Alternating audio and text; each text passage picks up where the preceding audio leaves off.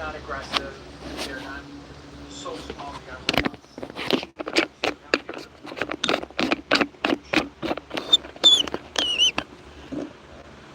Blackness says 120 gallon with roseline and gold. Roseline and gold decibel. Any grounds to go with that group? 100%. Yeah, you've got 120 gallon. Everything but the giant rock. Really, I mean, you know, maybe your sharpened ground is being a little bit intimidated by the actual of the rose lines. The bars are pretty fast moving. That's a perfect thing for if you want to do a group of pro rockers. Absolutely possible. If you want to do a group of honey rockers, totally possible. If you want to do a single work, open line, blue and gold, absolutely go on to a line and things like that. So you've got a lot of options. I think stay away from smart because I think they would just get too scared. And obviously the giant rockers too big. But yeah, group of pros would certainly work. Group of honeys would also work just fine. That'd be pretty cool. Alright, James wants to know if the following fish would eat cucumber. You ready? South American cichlids, Canadian heart tetras, spotted Cobbles catfish, and the orange tiger plecos. Oh, orange tiger pleco. Which would be cucumbers? Yeah. Alright, that's first. Yeah. South American cichlids, Quite possibly, especially if they're hungry. Canadian heart tetras, I've never tried to feed them any vegetables before, but it wouldn't surprise me. spotted catfish, Cobbles, That wouldn't surprise me either. and the orange tiger. For some reason, I don't think orange tiger would be the only one right there. Yeah, it's getting tiger maybe. Really? Plecos? I thought you were eating plecos. Not at all. No, not in some way. Most of them, but for some reason, that one is just striking me as the one that is. I don't know what. What's the name? What's your most I'm serious, mysterious fish disappearance? Actually have them. Unfortunately, that is disappeared. Disappeared. They didn't jump. They weren't in the tank. Nobody was there to eat them. It just I didn't think about that. zapped up. Why fish hide? Why disappear? Most of the time, like for us, it doesn't even phase me when I don't see fish anymore because almost all of our tanks have scavenger fish. There's a versatile pleco, some type of a loach, some type of a catfish, and believe me, they consume fish very quickly. And I really notice it when if we bring fish in, let's say I bring in 300 of some kind of a reservoir, and I know there's a person who's pleco in there. If I lose summer, or if I lose 20, 25, of course, the first week, I never find a single one. So a lot of times when people are looking for a fish that's missing, if you've got, and that doesn't have to be a scavenger fish, oh, there's some fresh right there. Let's go ahead and take care of business. And I know, I thought it was Father Fish who said that he doesn't use food instead. She makes perfect sense. Unless the fish is large, and I know I don't have other scavenger fish in the tank, or obviously it's diseased or something like that, but it just kind of rolls. Sometimes I just leave it there and it'll be gone by the morning. So it's sweet. And again, as long as I know it wasn't a disease, or it's not going to fall up the water, other fish will eat them pretty darn quick. But we got mysterious fish, we have fish that just makes us. And like I said, most of the time it's just other scavenger fish. I know I think I buy. I'll go ahead and have my lunch now, thank you.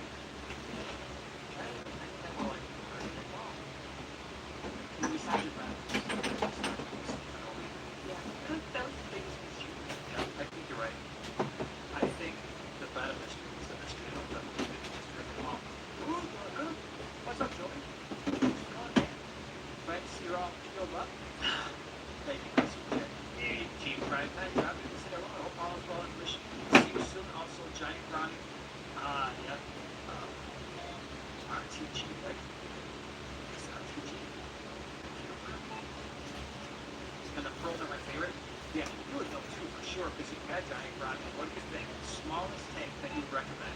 We kind of had consensus here, roughly 300 gallon. That was 8 feet by at least 2 feet by 30 inches tall, which is pretty much 300. But well, your monster fish keeper now will be what they dropped by. It's nice to see, you know, you didn't really take a meetings over there in your boxing match, so you didn't really have a ton of things to do, but that's also good to hear. It wasn't like a situation where, you know, you look like something looked like Rocky Balboa or something after, but Yeah. you should have done that. Afterwards, I mean, your wife might have been mad because you were finding his name, but, you know, Everybody would have gotten the reference. yeah, that was a missed opportunity. I think that's the reason not to do it again. Just so you can scream somebody's name. Thanks for being here. Is it the red tail brownie? Is it? Super I'm fun. gonna be looking at, they get, yes, red tail brownie. I'd say 500 gallons of dilution. Wow. Okay. See? That's a good one. Good job. I gotta look it up. I gotta see what it's like. You can look it up. You look it up. Dave M. What's going on? How many would you put up on the website for the swap? Did someone grab them all? Are you running low? Still waiting on that? Yeah, so I put 10 on the website and they were bought up pretty quick. I am starting from very low. The thing is I'm still debating what I want to do with that tank. And so I thought about putting more, and I'm like, no, I don't know if I love that fish. And there's a part of me that's like, hey, you know what? Let's just switch some things up. Let me go ahead and put in something different in that tank, switch it up a little bit, and then it got to the point where I'm like, all right, well, then I'll just start scooping these bad boys out. And I stopped myself. I couldn't do it. Don't get me wrong, there's still plenty of fish in there. There's still a lot of fry in there. So, I don't know. I'll probably put another 10 on the website maybe next month. But, yeah, right now that group is become, especially because on Michelle, I sold way more than I should have. I think I brought in like 40 or 50. I probably kind of overdid it there. Just kind of clearing up that tank a little bit. It looks cuter at least. Better hair for sure. You know, what says I've been promoted, bringing a guy with 2,000 gallon, and all of a sudden he's the monster fish guy. Don't worry, but you're still a monster fish guy too. You still are monster fish guy. You're just a monster guy. I mean that in the lovingest sort of way. That's right. Oh, and the red tail brownie is the red tail giant brownie. Oh, okay. So he's a big guy. He's a big guy. Yeah. Oh, sure. Alright, when I saw, hold on a second here, I gotta scroll up and lost all my stuff. Adrian says, will you see those Jake Vegas at GCC? I can't make it to the remark. Yeah, for sure. So I will have the Diapers Officer on the website in a week or so. So right now everything's on the website is for Greenwater.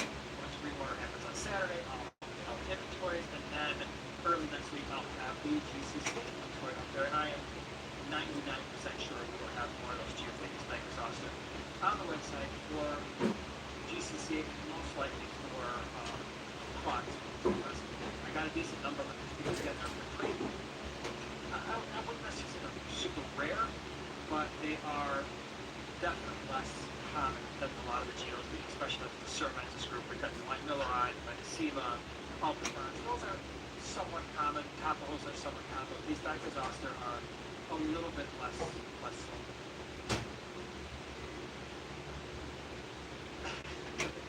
First, I need to buy fish from Jason. He seems to have the best fish that no one else really has. I don't know about that, but I do scour the landscape for at least, I don't know. I mean, if I'm going to bring in 20 types of fish, I want like 20 to 25% of those fish to be stuff that people haven't seen or haven't seen in a long time. But the one I'm surprised that no one's commented on is the threadfin gobies. The threadfin gobies that we have in the house are really, really cool fish. A lot of people like, I go up to aquatics.com and check them out.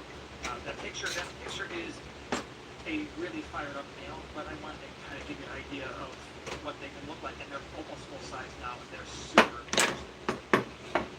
Can't do the eggs in the house. My gosh, we got the whole crew between Joey checking the head, James. Man, this is really making me want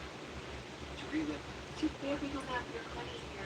Yeah, we gotta relive the aqua shell of old, you know, the old night cruise. Yeah, good stuff. Hey, this is a good question. Can we keep smaller geos like we're gonna have top holes with larger ones? Yeah. In fact, we're doing that in this tank right here behind Joanna's head. I've got a GFA as top holes in there with ultrafrons, with mega SEMA. So they generally go like they're a little smaller, but for the most part, they're gonna get along really well. Alright. Which one's the spoke at the GCC? That was that was a number of years ago. I remember being there. You don't remember? Because what we did talk, that was actually, at that point, I had my YouTube channel, 20 subscribers. No, I was at 19, Kasha had to keep it. Was my number 20 subscribers. Yeah. I was there hanging out, that was 2017. That was, what was that, January, February 2017? There would have had to have been March. No, March. Yeah, sorry, March. Yeah. True. Let's see. Yeah, the thread fin gobies caught my eye. I've got 3 different kinds. Yeah, those thread fins are definitely cool fish. Really interesting. They're very sticky. And I mean that in an interesting way, not like a bad way, but this type of fish where I got like, I don't even know, 50 or 60 of them. And as I normally do, I got this big giant bag and I go to pour them into a net, like into like a bucket, so I can kind of fill myself up and go to a net. Then I pour these bad boys out. Like 2 of them come out.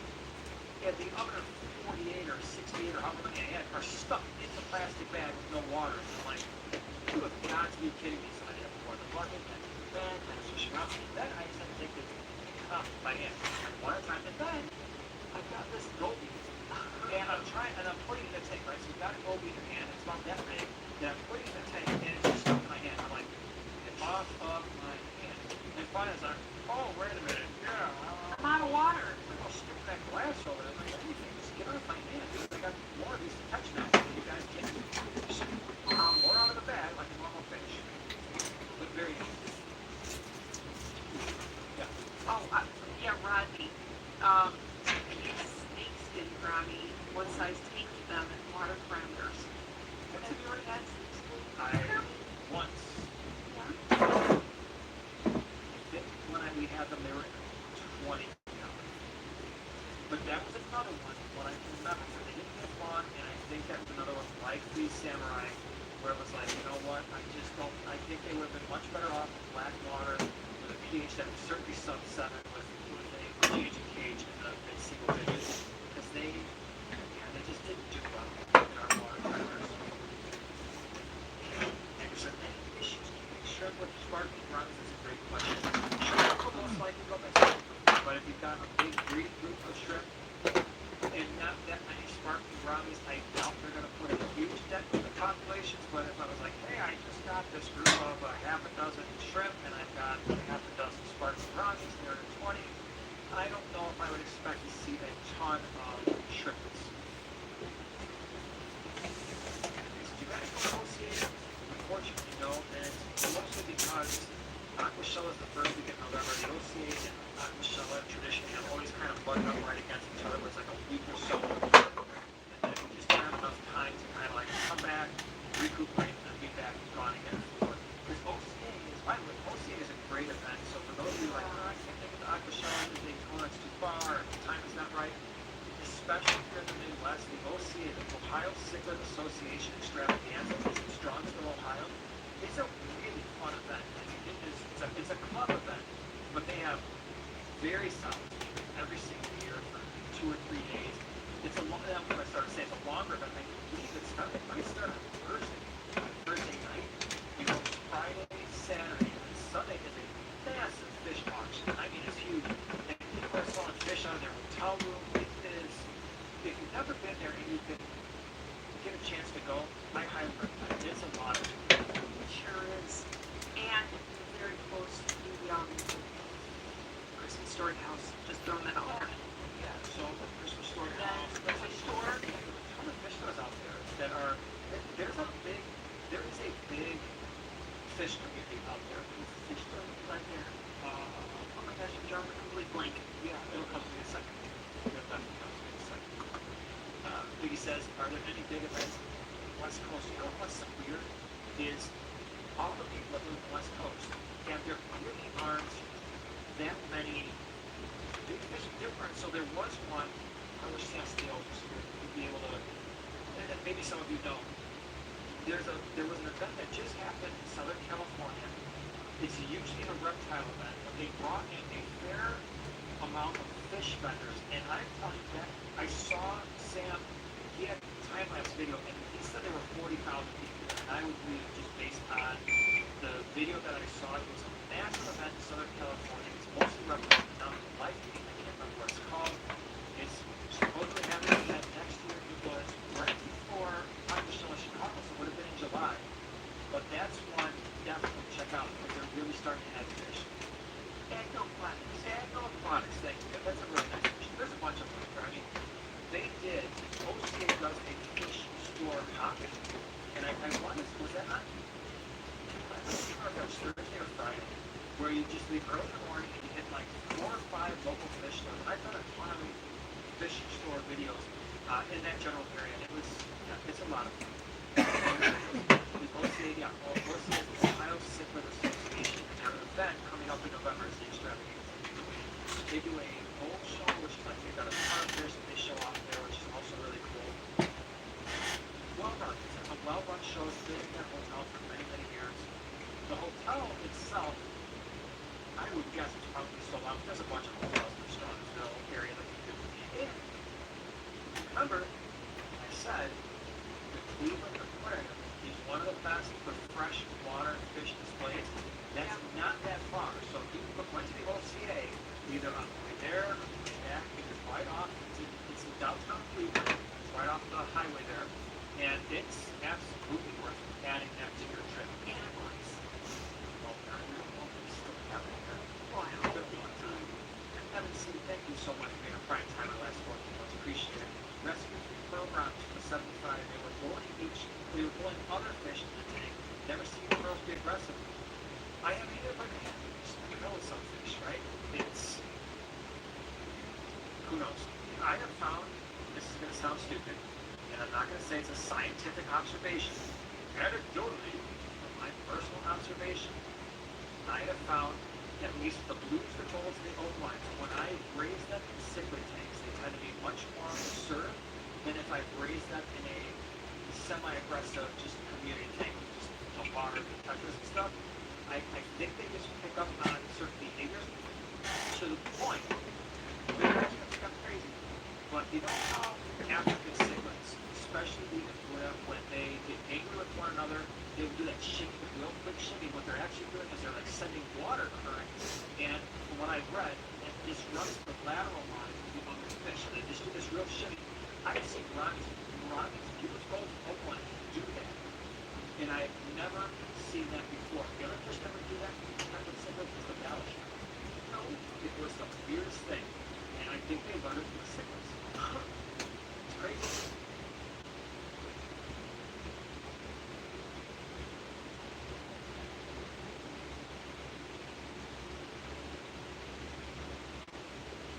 Our loved ones shape our vision for the world. Some of their vision is embraced due to wet A&D. Hello and welcome back. Today it's Fluke Friday, and where I show every time a different series of the Fluke multimeters, temperature meters, frequency counter, and I'm just going in the numbers I'm going up. And today we have the Fluke multimeter 12. Little disclaimer, this video is not sponsored by Fluke. These items are not original, but I made this for the purpose of this video because I'm a fan, and of course because of the copyright it will not be for sale. So 12B, well, the last time I show the 7 series, the 10, 11 and the 12, and now we also have the 12B. And if we have a closer look, you can see they almost look the same. So here it is, the 12B. Well, this one I found on eBay. It needs a lot of cleaning, but I was just happy that I could find one. And when I saw it the first time, I thought, why is it a higher number, like 12, 12B? Why is it higher, newer? And they have a turning knob instead of push buttons. Because if we look at the normal 12 here, then, well, here we have a 3 position switch and 4 selection buttons, but then also, if you look at that, it's just that I put a knob on top, and I have to say, only the selection buttons are a little smaller, so maybe there's a different wire in the inside, but I would not expect a lot different. But the collar looks a lot more like the normal 7 series. So it almost looked that I wanted to make an easy tester like this one, the 7600, only with the options of the 12, so it would be easy to operate for any operator. And yes, if you don't look at the buttons, because here you maybe get confused because it is really there, all the buttons. But if you just put it in the voltage, you can measure voltage, and if you put it in this mode, this is again this low impedance automatic mode. If it detects above 4.5 volts AC or DC, it will switch automatically over, exactly like this one. This one also has that, but it is less obvious it has that. So yeah, I would think that it is I think nice for an intern or when you're starting electronics. This one selects everything, but still you have options of the 12. Looking at them from the top, well, first of all, it's pretty dirty. You can clean that, but from inside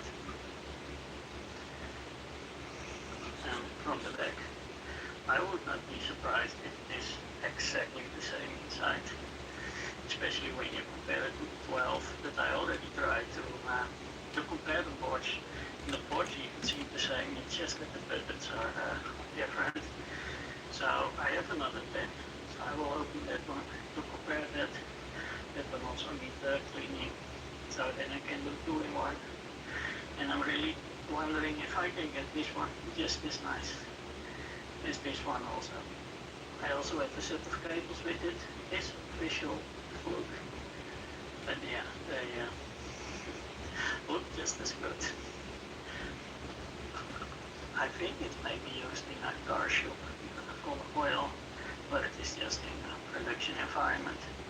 But I'm sure we can make it look a lot better. I only hope that I can get these numbers off. But yeah, we should at least get it a lot cleaner. Use a lot of HEPA. I should broken all alcohol. And then we would make it look better. But first I like to do some tests. So first I'm going to do some testing with my TM Inject Plus. It is exactly 5 volts measured on I think 7.5 or 8.5 multimeter. Also has AC, but it is a square wave. So this one is average meter, not through RMS, so it will not measure correct. But it also has some capacitors and some precision resistors, so we can measure with that. Also I have here my process calibrated LVO2A, use it a lot of time, and you can also measure DC voltage and resistance even, and some current, but this meter doesn't measure current, so let's have a look. Okay, battery to display, I have an older pen here that I also want to clean, and can you see that brightness like this? You see the display like better. Put it to the voltage, yes, perfect. My LVO2. Let's put that to 3.5 volts, and then we see if it is indeed also 4000 counts. Okay, 3.6 volt. Let's see. Going back with the motor will probably not switch over. Let's first heat in the DC. 3.6, what I would say is 3.6. Let's go up. Here we are at the point of the 4000 counts. Will it do a little bit more? No, we'll just switch over. Okay, 4000 counts, nothing wrong with that. Value seems, by the way, nothing wrong. And what would be interesting also is this auto mode. If I switch it over, it is now in low impedance, and it is in ohms mode, and it is in continuity, so it's beeping, but it detects that there is already some voltage automatically over. And the value is a little bit low. That is normal because of the 2K impedance. You see the value is slightly different because of the 2K, because if I switch it over to this, it will probably be correct. Yes, and now it's 10 meg. Let's try AC later and do some ohms. I can just switch it over to this. And now I say, okay, let's measure some ohms. It's still beeping. Let's go up a bit. Okay, now it stops. The ohms is, let me switch it over to ohms mode. Now, that is okay. Go higher.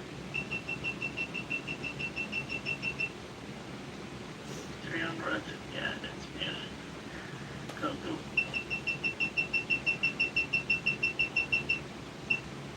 500. I would say that is 500.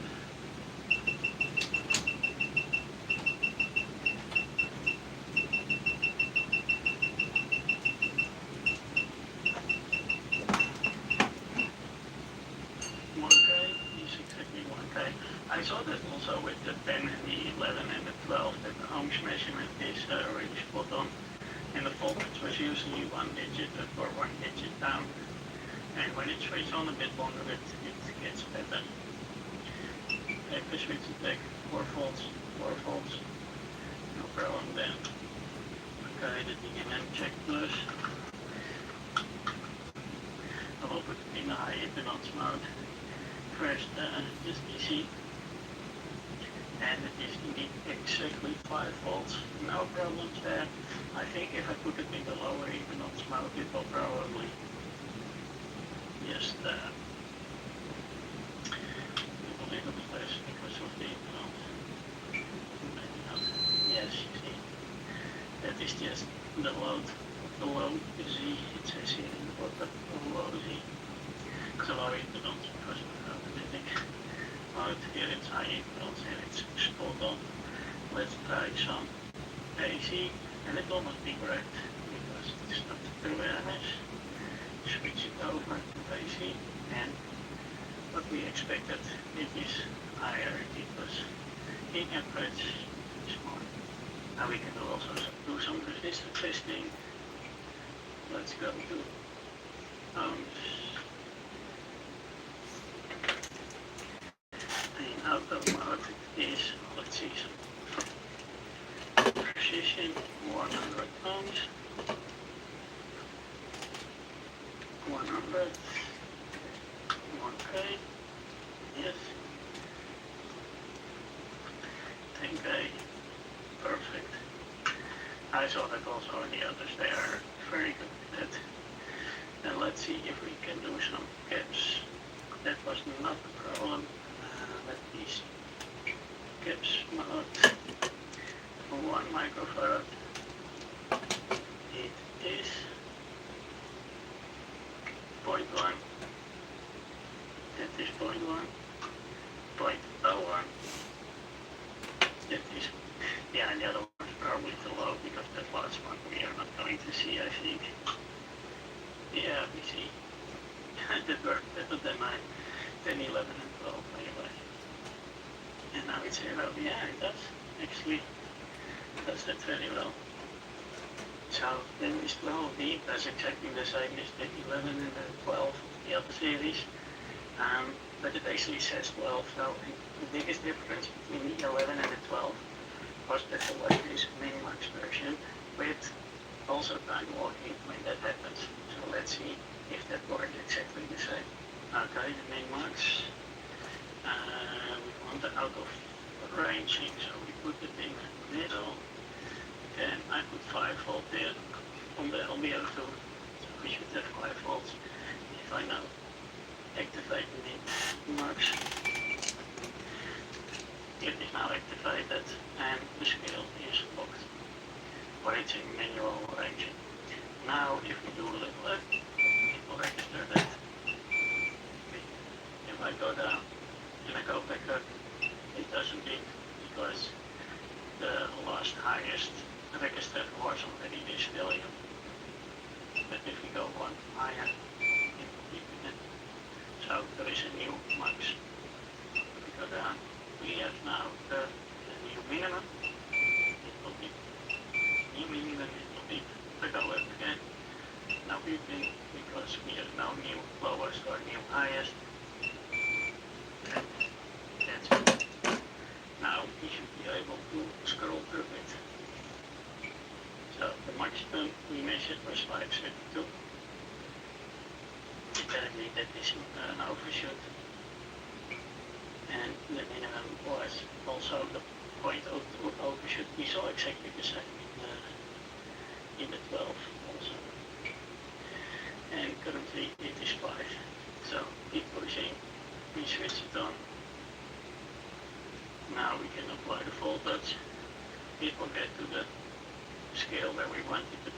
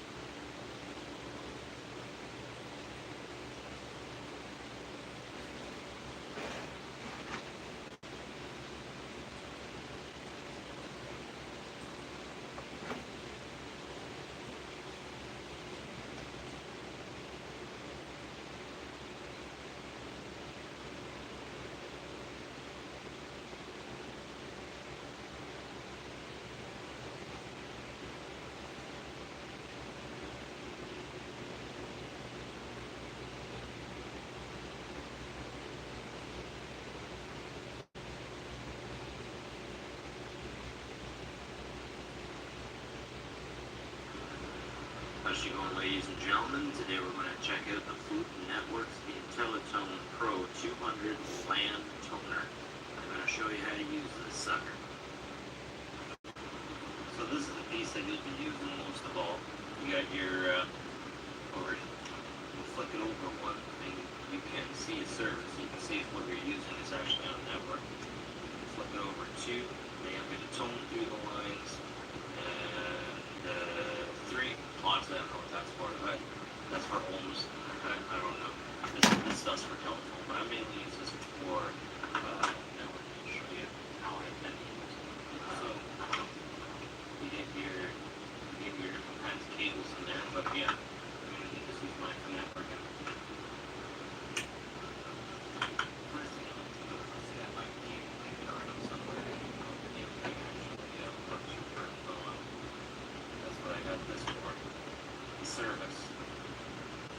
if that sucker's blinking. If it wasn't blinking like that, or if it was red down here on the disconnect, you know that whatever you have hooked in is not working, it's non-connected.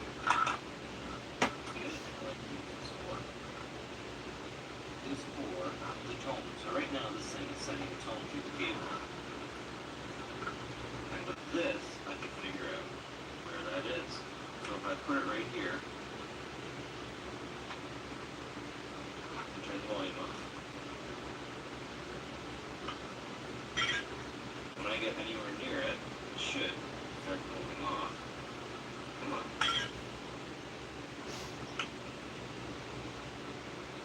Should start going off. There we go.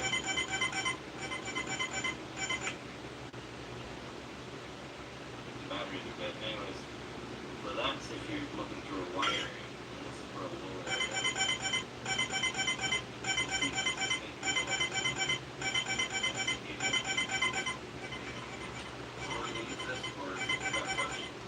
If you got a whole bunch of cable, you go through with this and when it starts beeping, you know you got the right one. But really, this one's not going to be strange. This one I just got out of the box. That one's supposed to be over a wide area, and then when you want to bring it down over the small area, you use that one. See when I move it? Oh, they use reverse. I just need new batteries, and someone left it there with new batteries. Yeah. Or you can also plug the other end in there and test your key. Alright, here we go. Pull the battery, but now we're on long range tone. Make sure that it's also on long range tone. When I get close to it,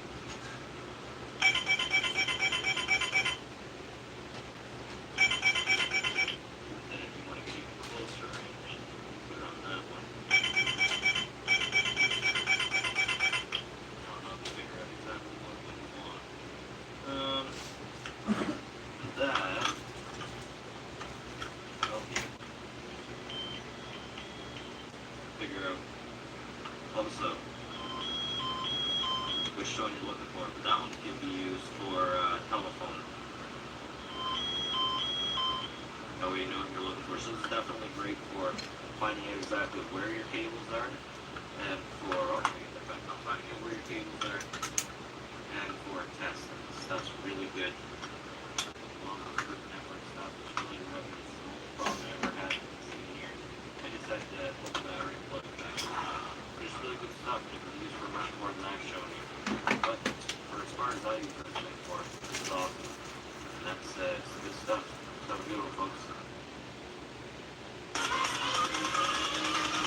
Here we go.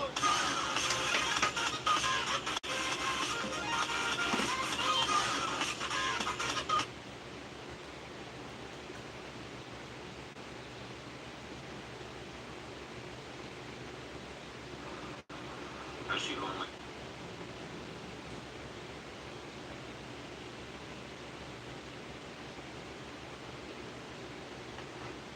Hey YouTube, welcome to this installment of the Avion blog. So what we got in store for you today is going to be rather quick, but what we're going to do is we're going to be taking a look at a Fluke IntelliTone 200 toner and probe set. We're also going to be taking a look at a 120 degree sector antenna, 5 GHz sector antenna from Microtech, and we're just going to have a quick look at them, how they mount, etc., and how they get used in the field. I hope you guys enjoy this episode. It is a rather quick sort of video. It's not very in-depth, but yeah, it'll go into the basic details of the stuff.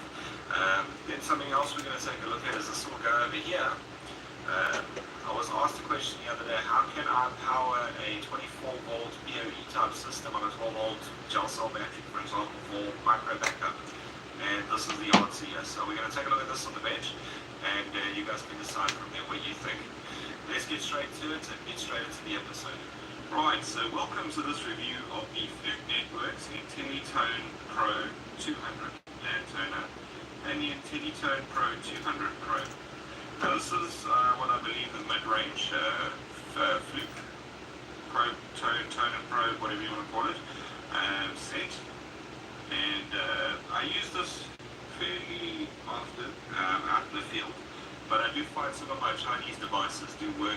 easier, and they're also a little bit cheaper for general use. I don't always make use of the set, but the set is still very useful to have. So what we're going to do now is we're going to take a look at the basic test functionality on the set. I know we've done this before, but we're going to go a little bit more in depth now.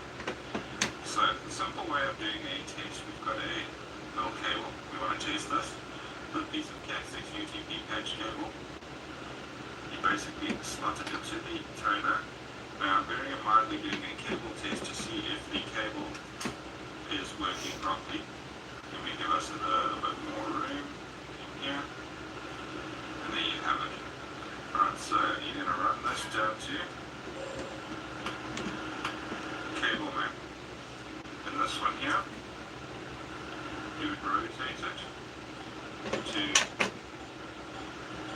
1. Then you can watch your 5, 6, 7, 8. Just like that, you can see that it is working well. You can turn this up. So you're now telling me sync and connections. So this cable is good. Now a few other things that can be done, using pretty much the same setup. Now if we disconnect, obviously you won't get any signal. But you could go to digital.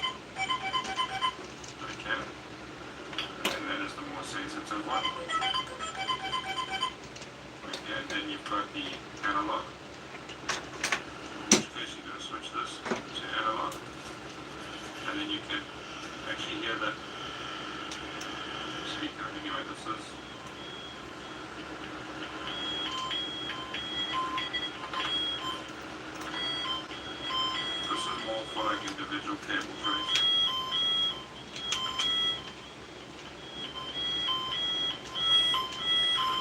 One more for individual cable tracing than it is for finding things. So yeah, that's more the analog side. How to do analog cable tracing. You would use that function. So you can use that for tracing out keys inside you, etc. I've already shown you the cable map.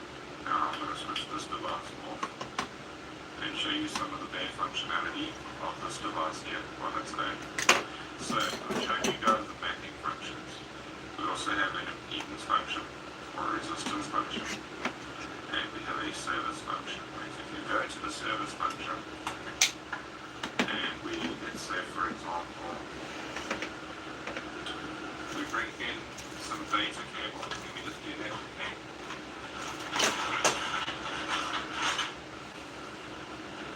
I'm just jacking a cable into my primary switch next to me over here.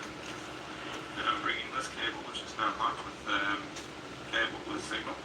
It's a standard Cat 5e. And you jack it in here. You can actually see the status bar happening if you can. And of course, your switch will be connected.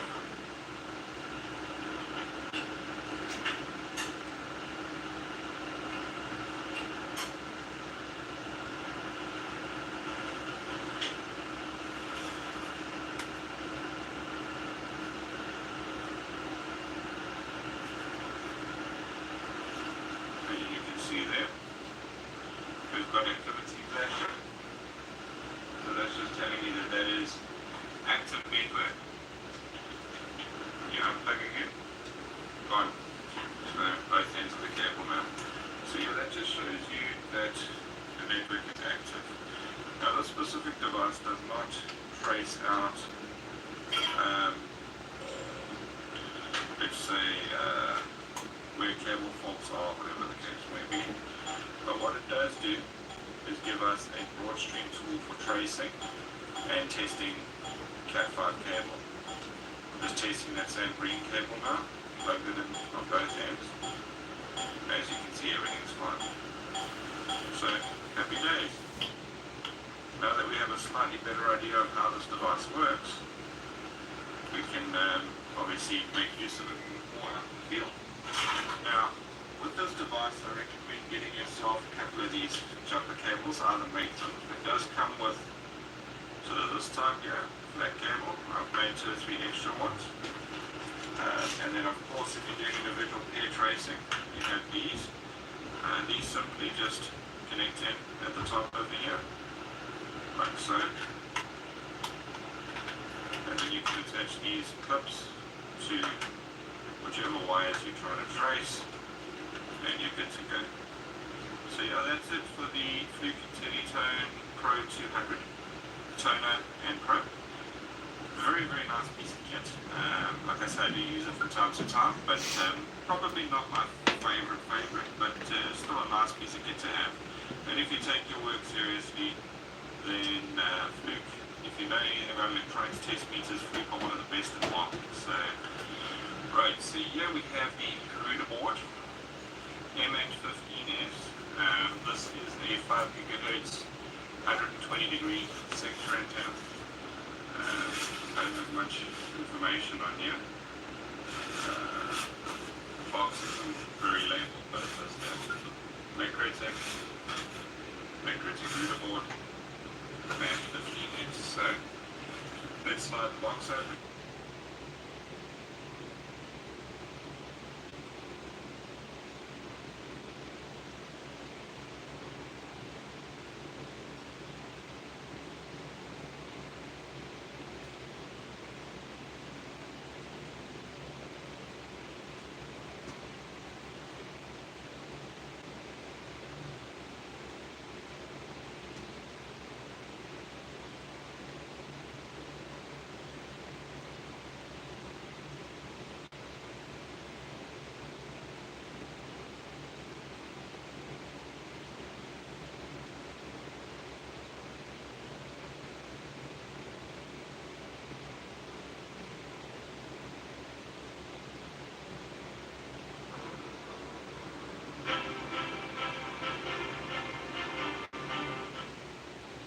What are the power-up options on my Fluke 87, and how do I activate them?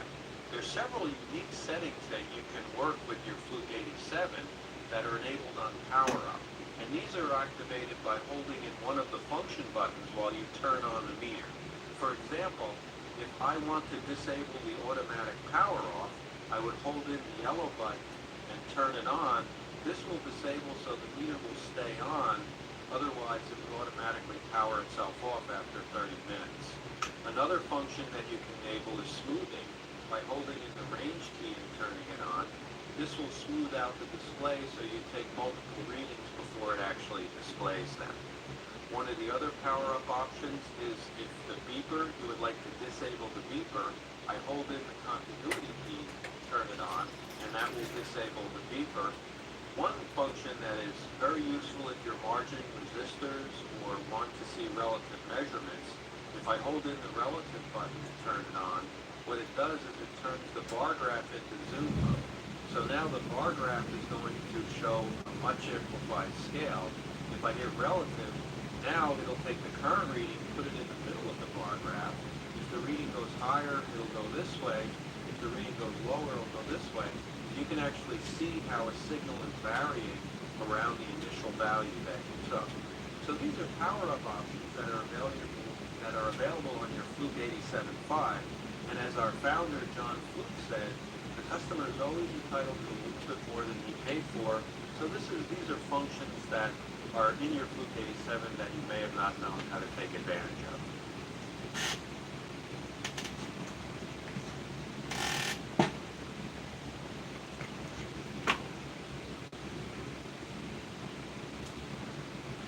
Hey guys, what's up? Eddie Yahoo here with KissOutLike.com. Well, actually with Flukes. Today I got a bunch of Flukes in the lab. These are all mine. I've given away a few, I've sold some. So this is what I have left, and I swear I have some more around, but anyway, I still have some stuff in storage I gotta clear out. But I want to talk about the Fluke 87, the iconic Fluke 87. I use this meter as an engineer in the labs I've worked in. There's been dozens of these things. I mean, this is a meter. It's kind of the go-to meter. It's the meter I always find. And why is that? Well, that's a good question. Maybe that's one reason why it's an iconic Fluke 87. It came out in 87. Some people say 88, but whatever. Now it's 87B, really the 87.5. Okay, some people call it the B, but anyway, so the 87.5 came out in 2004. So it's been out for a heck of a long time, man. 2021, jeez, this thing, my daughter, she just graduated from high school, she's in college, and this came out 2 years after she was born. Holy cow. So, yeah, it's been around for a while. That's probably why I'm so used to this meter. As an engineer working in labs, defense, contracting, kind of work I've done for a long time, they have just dozens of these things. And until I started this channel, I really never thought of using anything else. But since then, I've learned a few things. But anyway, this meter's been around for a long time. I'm just so used to it. Even before it was 87. I just was used to using 87 from way back when. Now, when Fluke got its name, they built their reputation, their name on the 70 series, which is the 70 series, the 79 back here. The 79 is true RMS. The other 70, like the 77, was the go-to meter, and that was an averaging meter. The 70 series was the averaging line, and the 87 was the true RMS. But what was confusing is the 83, I thought the 80 series was true RMS, 70 series average. That's not quite true. The 83 is also averaging. Why would you spend all that kind of money on an averaging meter? And now 79 is the only one that's really worth buying, I think, in the 70 series. It's the only true RMS meter, as far as I know. So here's the thing. These meters have been around so long that there's people that have written documentation around testing, and they say use the Fluke A7, use the Fluke 77 or whatever. And so people grab those meters and they use them, and so they just buy them year in, year out. That's why I think, I don't know for sure, but I think that's the only reason that makes sense why this meter hasn't been updated since 2004.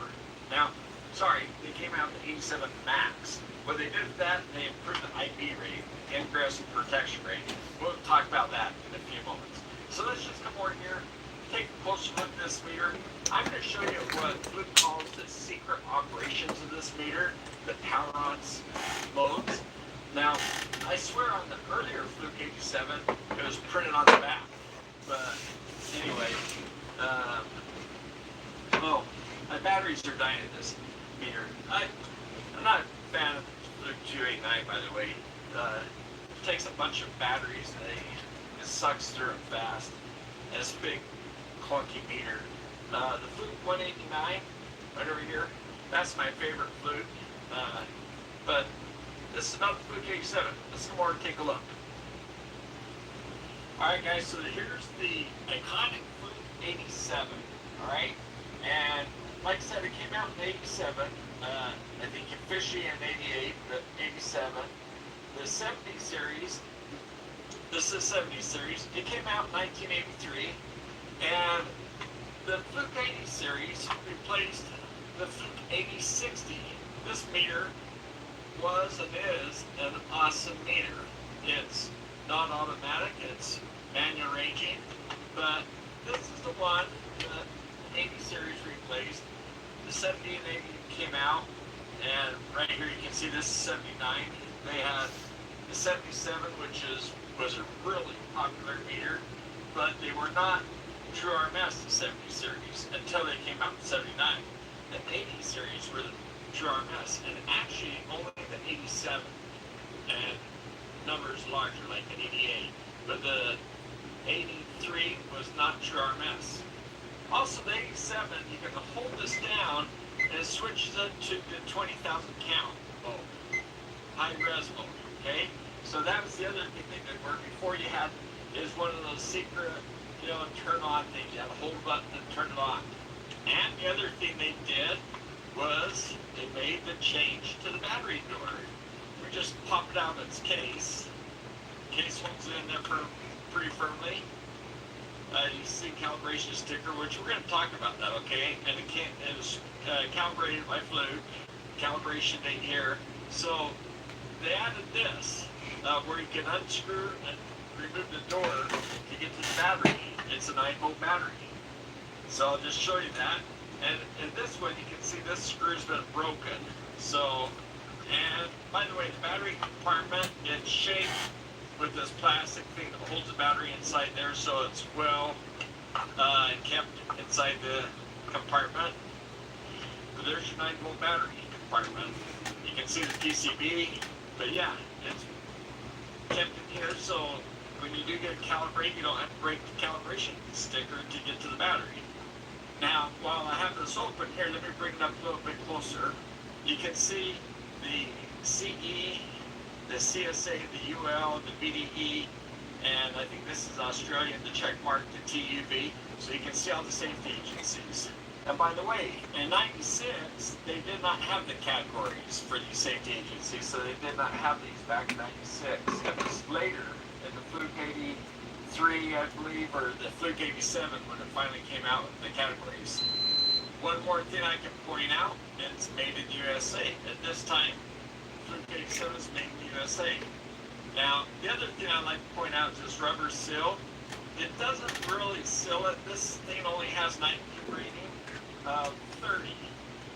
In 2019, they came out with 87 Max, which has the IP67. This one has the IP30. So the IP30 means the first number is how much dust or the particles you can get in here.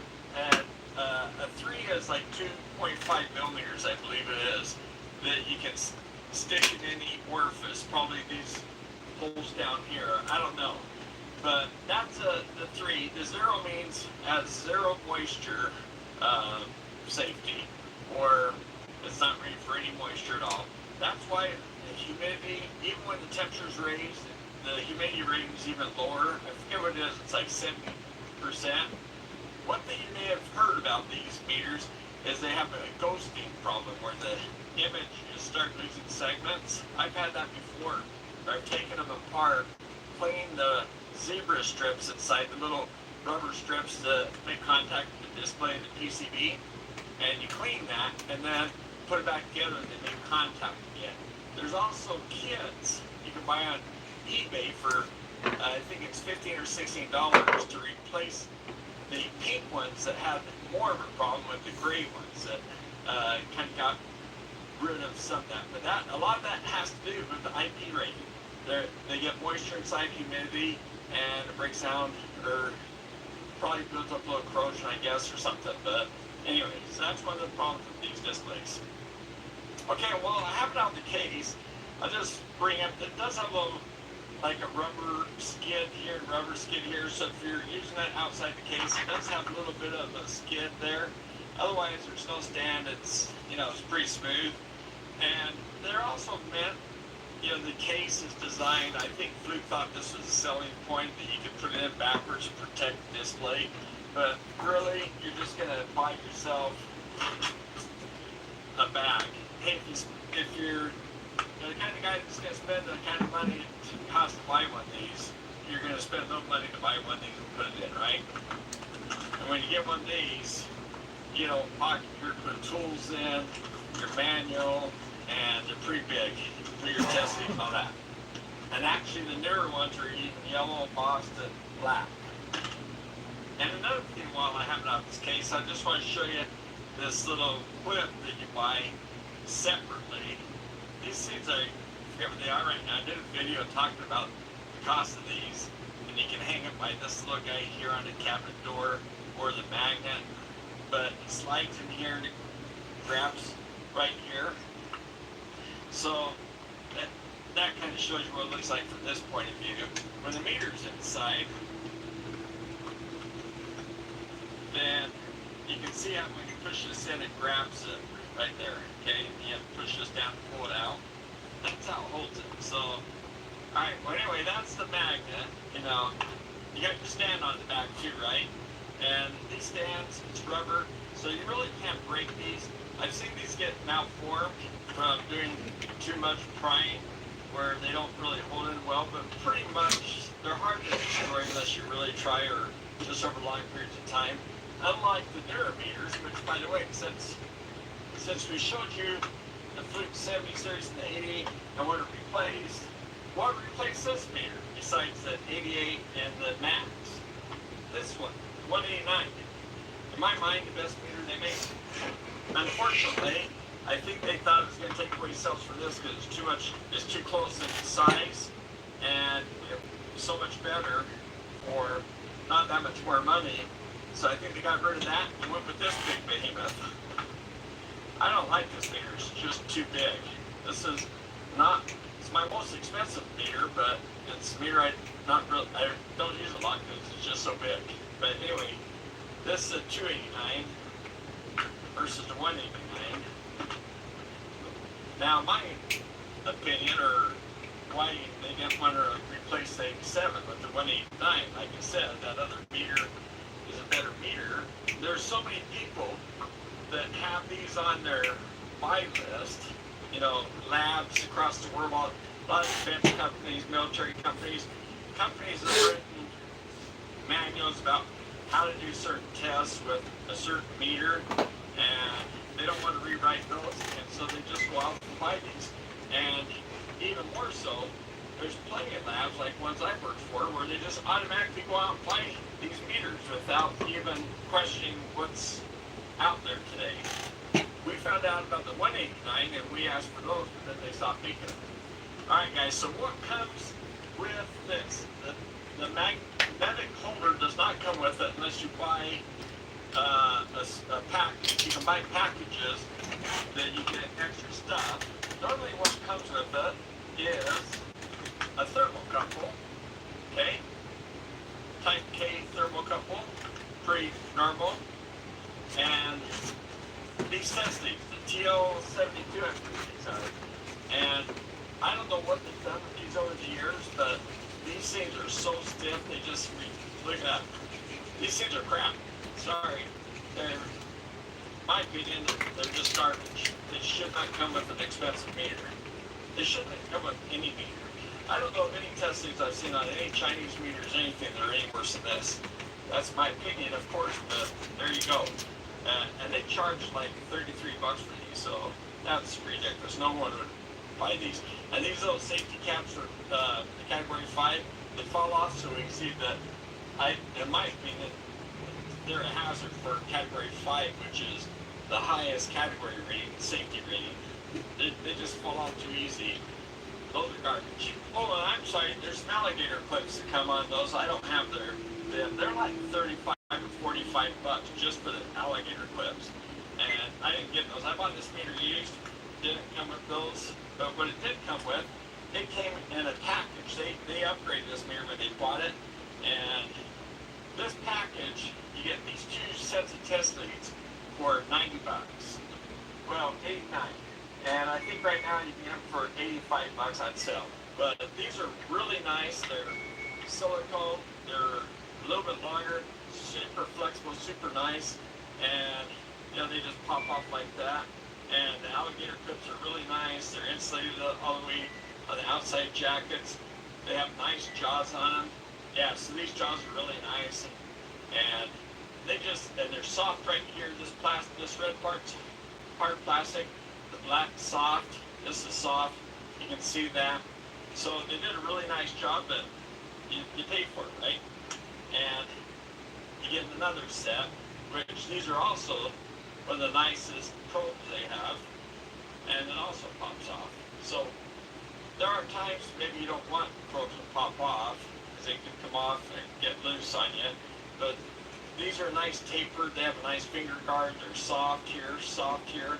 This is hard plastic, but this part is soft. This is hard up here, and this is nice and soft here. You can see that.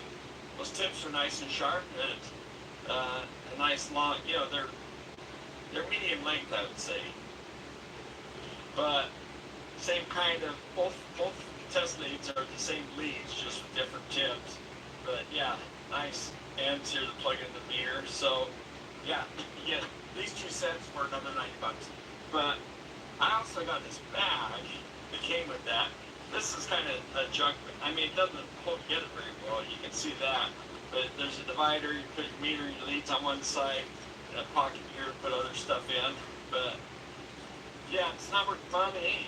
I'd buy a different bag, but I bought this set, and used, I paid $300, which is way too much money. All right, so I plug these in, and the way these sockets work is one side picks up the measurement, the other side it has an indicator showing that the lead's plugged in. So if you're on current, well, I might be wrong on this one. I thought it would yell at me that I have it in the wrong place. Okay, it does. If I'm in voltage, because otherwise you short out your measurement in current, go right to the fuse. So that's how it does it. It senses that it's there. Okay, so that's how that works. Okay, I'm connecting my generator to these leads, okay, or my power supply, okay? And what I want to do is I want to show you the voltage reading, okay? I'm going to put this underneath to keep the glare off the display. So here, let's just zoom in. What I want to do is I want to show you why this is it's a 6,000 count meter. Here, let's just start off from off, so that's the way it comes up normally, okay? So as I increase the voltage, which, okay guys, as I start to increase voltage, you can see like all these digits after here, right? 3 digits, that's really nice. Yeah. 0.05 accuracy plus 1 digit. So this last digit is plus or minus 1 digit. So that could be 4.581 or 4.582 or 4.580. Plus minus 1 digit. Okay, now as I increase it, and as I, oh look, I'm over 6, so it's a 6,000 count. It's actually counting over 6,000, because 6,000 is actually 5,9999.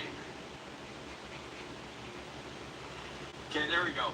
So a lot of meters will do that. They'll go a little bit over. Some meters right at the number they click over. But here you go. So now we lost a digit.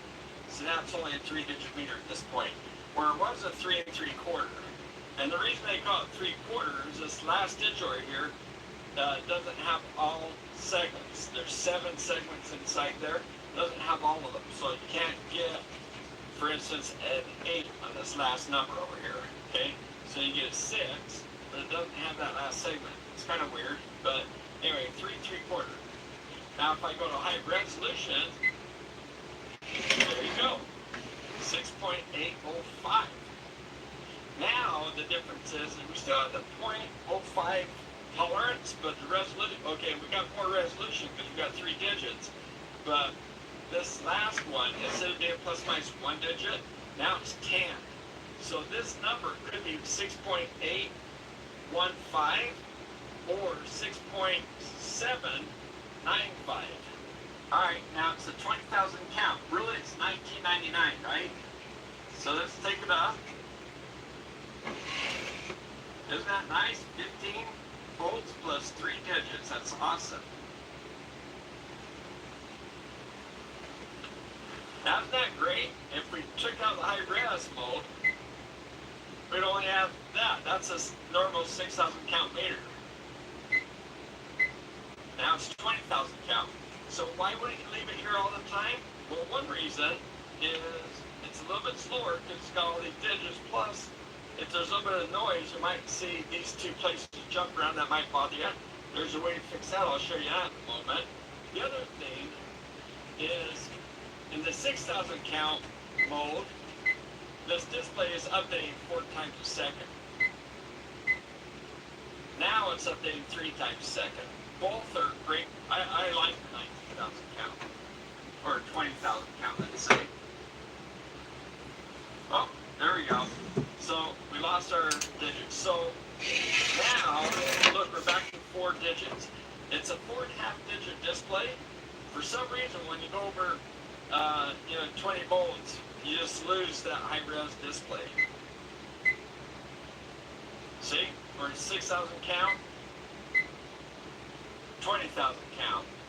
So, yeah, I don't know about that.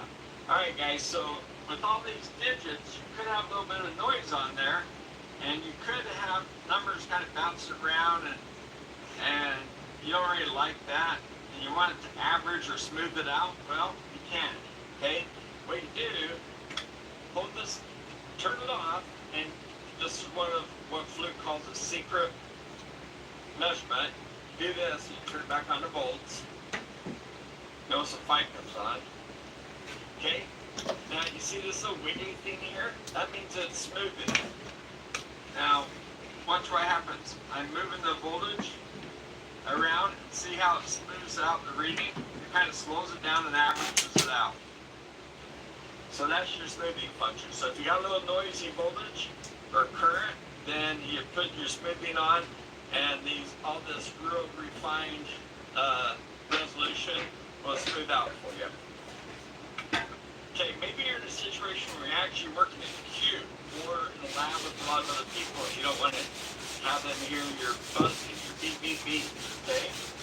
So what you do is you're going to hold your continuity button down, and you turn on your meter, and you see it says beep, and turn off your beeper. No beep.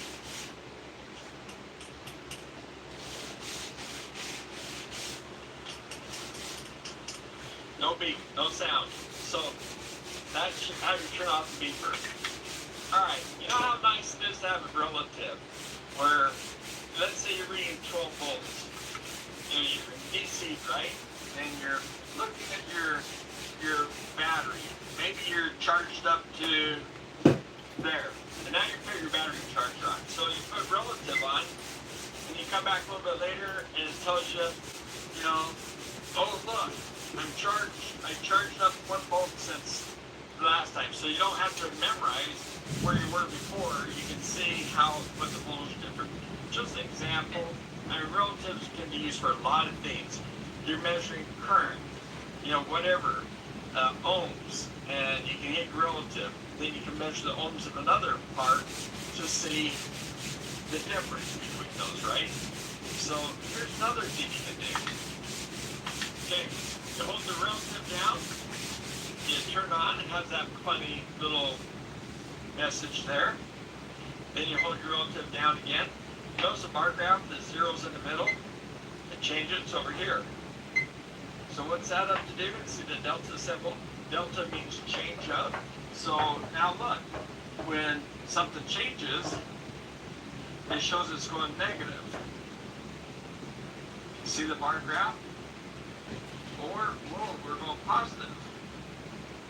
So now, you can zoom in on that bar graph and center it to 0. And you can go back and forth with that, okay? And of course, one thing we like about the Fluke X7, it stays on for 30 minutes before it shuts off. Wish all meters would do that, but that's the great thing about the Fluke X7. But what if you just don't want to turn off at all? Hold the other one down, turn it on. Look at that, key off. So now it won't turn off. Alright guys, what if you're measuring millivolts, 6.3 millivolts? Well, if your meter has a 10 mega ohm impedance, the whole idea of your meter when you're connected to something, any instrument, any test equipment, oscilloscope, multimeter, you don't want it to change your measurements, right? Well, but if you have a really small voltage, maybe any impedance can drain a little bit off that voltage, so you might not want that, right? Well, there's a way around that too. Turn it off again. And by the way, guys, remember, all these auto features, these so-called secret features that Fluke calls them, you can, once you turn off the meter, and turn it back on, it's forgotten what you did before. Okay, so hold the hertz down and turn on your meter to millivolts. High Z. That's not a 2, that's a Z. High Z. Now, instead of your normal 10 mega ohms, which digital meters are great for, now it's 4,000 mega ohms. So you're not draining anything off. Let's say that's a battery, or maybe it's a solar cell, whatever you're measuring that's in really small quantities, you don't have to worry about draining anything, okay? Alright, so Fluke 87, what's known for is that high tolerance, 0.05% in DC. That's what it's known for. Not the 6,000 count, that's pretty much any meter these days. Okay? And the 20,000 count, that's awesome, but for any expensive meter, you would want a lot of counts. So 20,000 is not ridiculously high anymore. Remember, this meter was last updated 2004 when they came out with 5. Okay? Now, the other thing they did from the 87.3 to the 87.5, by the way, I think there was an 87.4, but it lasted, I think, a year. I can't remember what the deal was with that, but it didn't last very long. The other thing, I think it only went to 5 microfarads before, and with 87, they went to 10,000. So this is 6,800.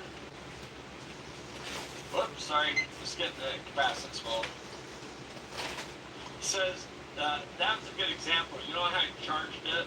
And then I set it, then I put leads on. So basically, I had already pre-charged with the meter itself. And it says discharge.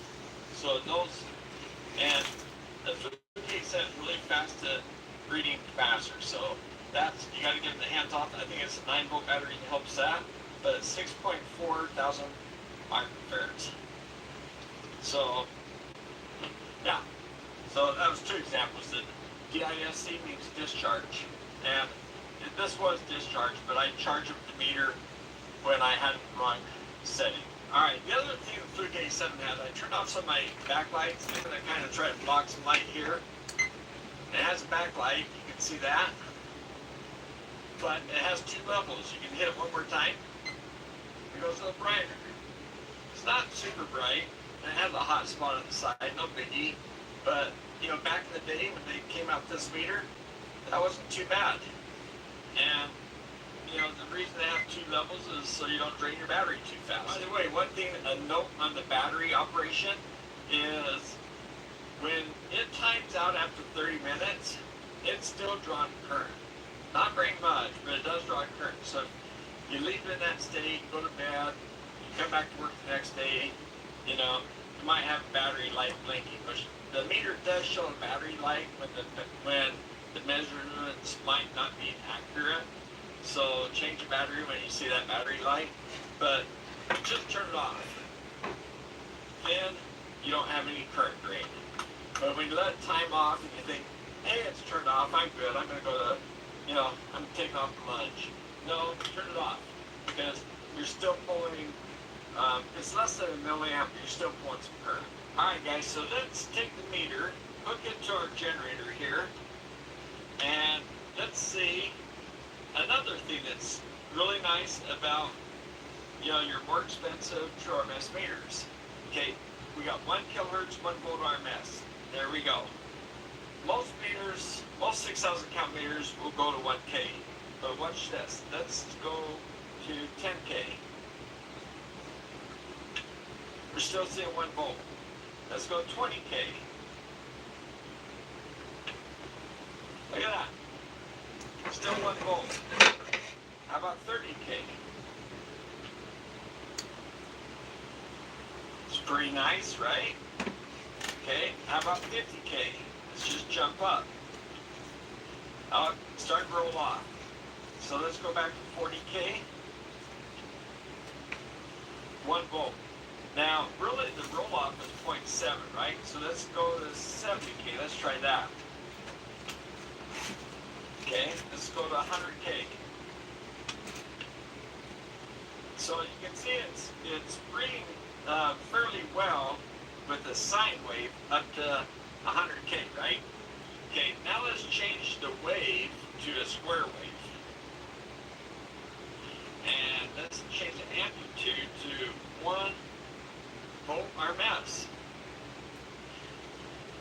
there we are. There's a 0.7, right?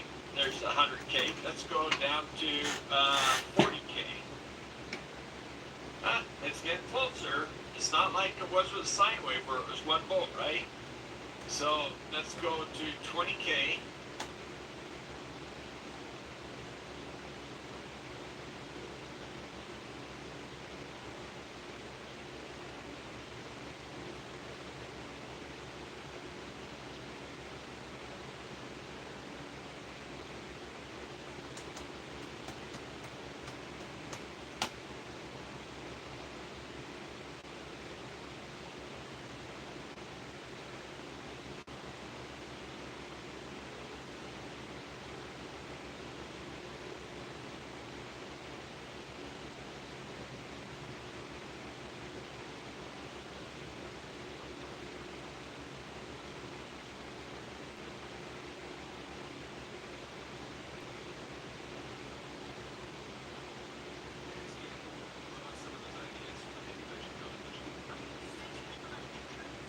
Seems to often us pure energy is the source of immense hope and essentially nuclear power is always potential for just a few hundred modern reactors to supply carbon-free energy to an entire continent at a time. Yet here's catastrophic nuclear meltdown, long-standing concerns of radioactive waste, and the undeniable connection between world-changing nuclear energy and nuclear weapons have long kept planet Earth true nuclear age. What if a new approach to nuclear energy came along and changed the game? What if, not by magic, or by miracle, but by straightforward nuclear physics, an atomic scientist promised that with the wave of a hand and a few $1 billion for research, they could provide a safer, cleaner, more peaceful alternative to the nuclear power industry that we've known for so long. This isn't some nuclear isotope, it's the depths of the periodic table, and it's not nuclear fusion, it's thorium, an alternative fuel that many nuclear scientists believe to be not just a gateway to a massively improved nuclear industry, but a bridge between modern power infrastructure and a nuclear fusion revolution that's still decades away. Unlike fusion, thorium is ready now, and if the world's going to put theory into practice, then a whole lot of things are about to change.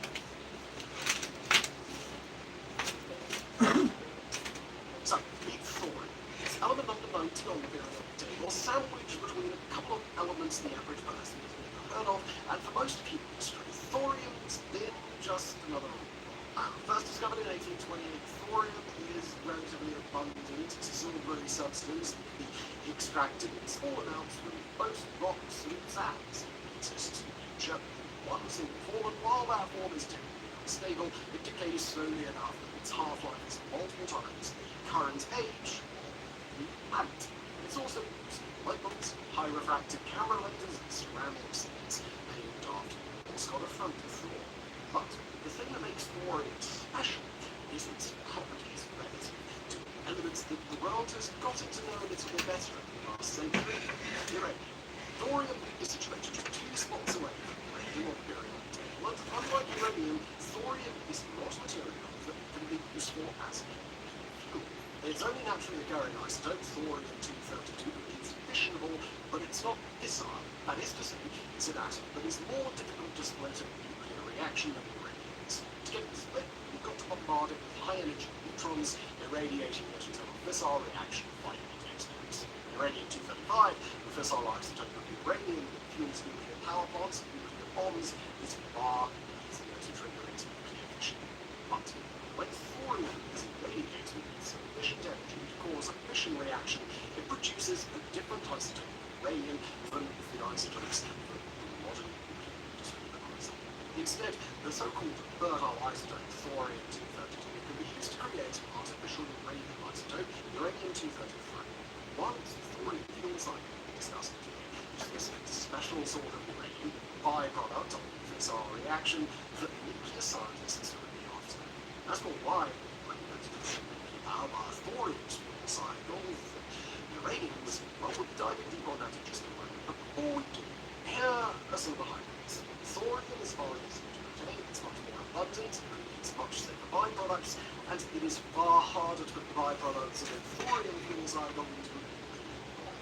With those sorts of advantages, it's pretty easy to see why thorium would generate some curiosity around the world. But the mere fact that thorium reactors are a hot topic in the 2020s doesn't mean that they're a new concept. In fact, several nations, particularly the United States, have known about the potential value of thorium for decades, and the reason why it hasn't been adopted is nothing to do with this. You see, thorium reactors were first worked out conceptually during the boom years of science. Around that time, scientists in the US were hard at work building uranium-based nuclear reactors with the fuel and potential to do more than turn the lights. They also created the isotop tritium-235. Today, it's just the primary fissile material in nuclear weapons. Back in the 1960s, the US was exploring alternatives to traditional nuclear reactors, and one in particular, the Oak Ridge National Laboratory in the University of Tennessee, got to work on a peculiar project, a so-called molten salt reactor. Back then, molten salt reactors were mostly known in the US government as byproducts of an embarrassing decade and a half long technical nuclear power bomb reactors. Oak Ridge was responsible for building a reactor for the bomb, but their issues with building a reactor in a conventional style had led to the laboratory investigating other methods of nuclear power generation. At the time, the rapid expansion of nuclear power and manufacturing uranium around the world had led many within the industry to fear that uranium would eventually run out. Because back in those days, much of the world nuclear energy was so cheap and advantage that the nuclear reactor. Via their molten salt reactor, Oak Ridge was able to use a far more abundant thorium to derive uranium-233, and that in turn would back into the reactor. By 1969, the thorium reactor was running at full power, and it would spend over 13,000 hours generating energy from its main experiment. One documentary produced about the reactor 10 years later, nuclear scientist Kirk Sorensen would claim that if the US continued working with the reactor and taking advantage of the technological gains that came with it, then America might have gone fully energy independent by the year 2000. Alas, it wasn't. The reactor was plagued with technical issues, and its handlers couldn't get it to produce nearly as much power as the machine could. Shutdowns were common, the electrical system was unable to handle the reactor, ill told us. But that alone isn't enough to outweigh the potential benefits of continuing with the experiment and figuring out how to use the thorium reactor, and indeed that isn't what do with it. Instead, the starry-eyed optimism around uranium reactors and the new realizations about uranium's abundance might have to help leading atomic scientists decide that their more developed uranium-based technology is the way of the future. The uranium fuel cycle was proved. The reactors were already way ahead of where thorium reactors had been at the time, and the clear safety benefits of the thorium reactors were deemed not quite important enough to implement. Finally, the death of the thorium reactor always a product of its time. A time when words like non-proliferation were Hi, I'm Nicholas Black. I'm an engineer and scientific explorer. For over 10 years,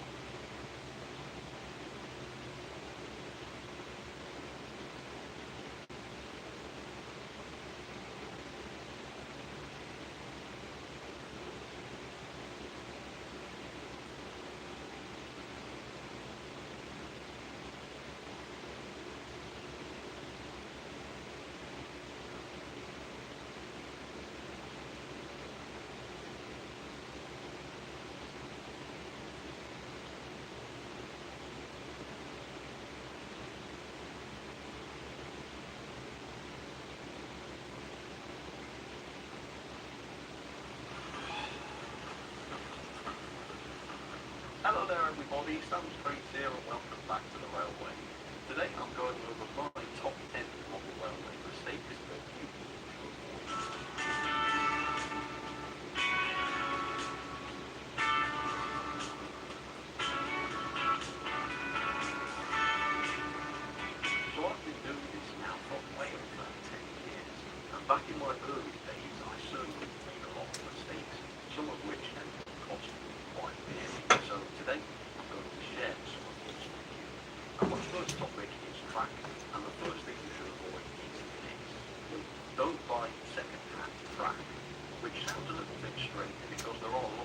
advantages of buying a track second hand, including saving lots of money, but all things considered, I just don't recommend you do this if you're a beginner and are just getting started. I started off saving lots of money by buying a second hand track, thought I was getting bargains.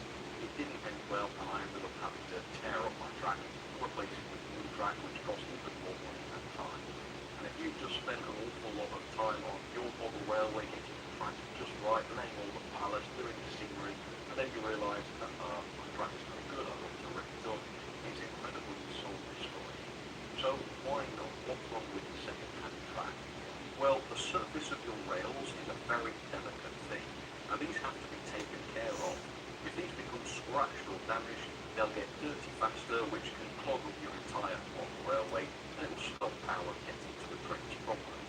The issue with second-hand track is that you don't know how well that track is being looked after.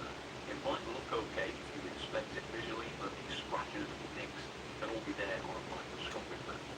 Let's say the previous owner has used sandpaper on the track, or perhaps they've used it cutting the garden or something for 10 years. You just don't want to be using that track. And that brings me on to today's bonus mistake, and that is do not use sandpaper on your rails. Sandpaper completely ruins the surface of the rails, and it introduces all of those little scratches that we're trying to avoid. Also, if you do it on the regular, you'll eventually wear down the rails so that they're no longer the proper height. For the best results, I've always used these. These are the Eco Track rubbers.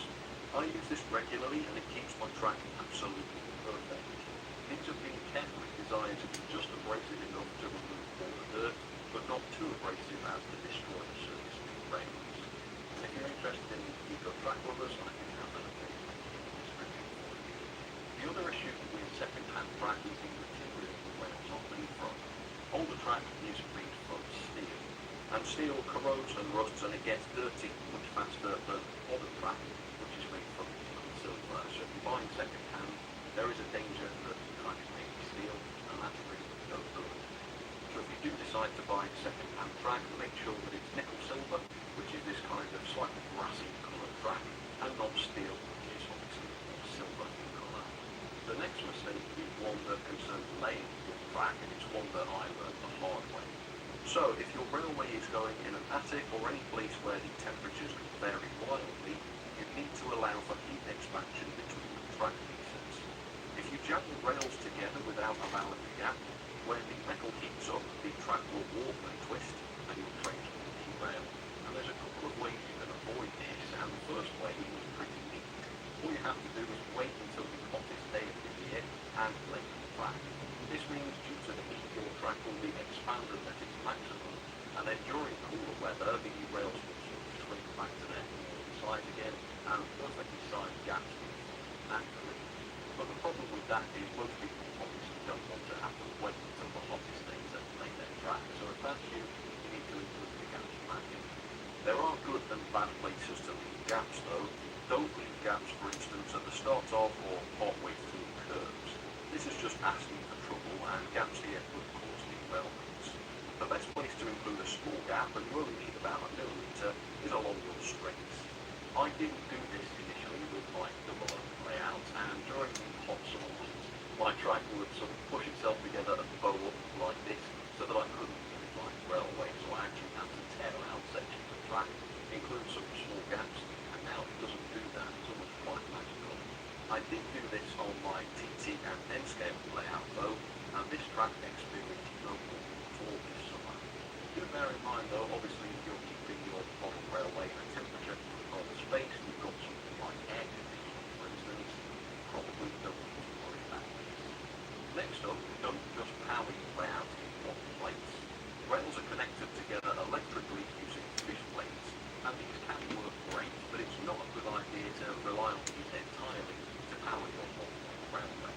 And the bigger your railway is, the more true this becomes. Also, the rails themselves have a resistivity to them. This means the further your trains get from your power source, the more the voltage to your trains will drop.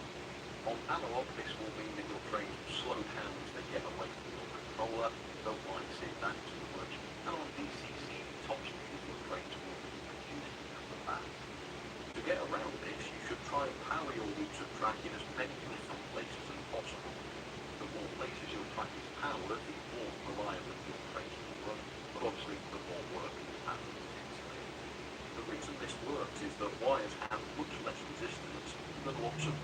joined together by small fish plates. Wires also generally have a low resistivity to them, and the fact that they run continuously without being interrupted by problematic fish plates means that they keep all of your track at the same power level. So my double oak layout is powered in two places. It's powered at the front where the controls are, but it's also powered at the back where it's out of sight and the wires aren't too noticeable. And this actually works great for me. My trains run really nice, but I think really I could do with powering my track in a few places because I have to do yearly maintenance to make sure all of my fish plates are connected properly. I think if my large number track was powered in, let's say, 6 places, so normally that would be the setup, I don't think I'd ever have to do any maintenance. I think it would just take care of itself. That's why blood sugar increases and the feet burn. Did you know that type 2 is a completely reversible condition? You might not know this, but the biological reason people struggle with type 2 has nothing to do with how many carbs or sugars you eat. A study from our Okay, here's an interesting one. Don't lay your track on the carpet. Now, I realise I'm slightly at risk of sounding hypocritical there, so I'll amend my statement to don't lay track on the carpet if you can help it. And there are some types of carpet that you should never lay track on. Carpets are dust magnets, and they get air, dust, and dirt trapped in them quite readily. You can vacuum your track often to get around this, and that's what I have to do with my layout to keep that in good condition. But you do need to use a much stronger vacuum cleaner than you would if your track was laid on a baseboard. Also, carpets are uneven, and trains don't like that. Model trains need a stable, flat surface to run on, and carpets don't provide that. Again, this has been a challenge for me, and to get around that, I've actually had to nail my tracks down to get them nice and flat, plus making holes in my floor. Now that's fine for me because the whole purpose of this room is to do sound trains in it, but I think most people probably don't want to be making holes in their floor. You're much better off to build a cheap baseboard and lay the track on that. If you must run trains on the carpet, which I don't recommend, and when I do move to a better location of this, my track won't be on the floor, I will be building baseboards for it. But if you must, then you should make sure your track is laid on a short line of carpet. Fluffy or hairy carpets are just going to kill your trains, and with them costing as much as they do now, yeah, don't do that. I'm pretty lucky that my carpet is extremely short pile and it's pretty old, so it's been treaded out very nicely. And actually, with proper regular vacuuming, I've never had a problem with it. Let's move away from talking about track then, and let's move on to some model train purchasing decisions you should avoid. So if you're just getting started in this hobby, then chances are you'll want to get started with a train set. And on this subject, I say don't buy the cheapest train set you can find if you're hoping to use it as a starting point for a long railway. I'm British, so realistically, if you want to buy a train set where I'm from, you're looking at Albany, at least if you're looking to get started with the local TT scale. And Albany stock a pretty wide range of different train sets, and they vary wildly. One of the cheapest available is the Santa's Express, but this is not a good starting point for a model railway. Now, to be clear, there's nothing wrong with these sets at all, and if all you want to do is run it around the Christmas tree once a year, then they are absolutely fine. But if you want to expand this into a model railway, there's almost nothing you can use from this set. The main reason for that is that these cheap train sets come with radius 1 track curves. These are the tightest radius track curves that Albany produces, and most of their other trains, besides the basic train set locos, are incompatible with these curves. You don't want to build a model railway using these curves, except for in very specific circumstances which I'll mention later. If you want to start a model railway, you need much broader third radius curves. And that's because most models are designed to work on second radius curves or broader, so by choosing third radius curves, you basically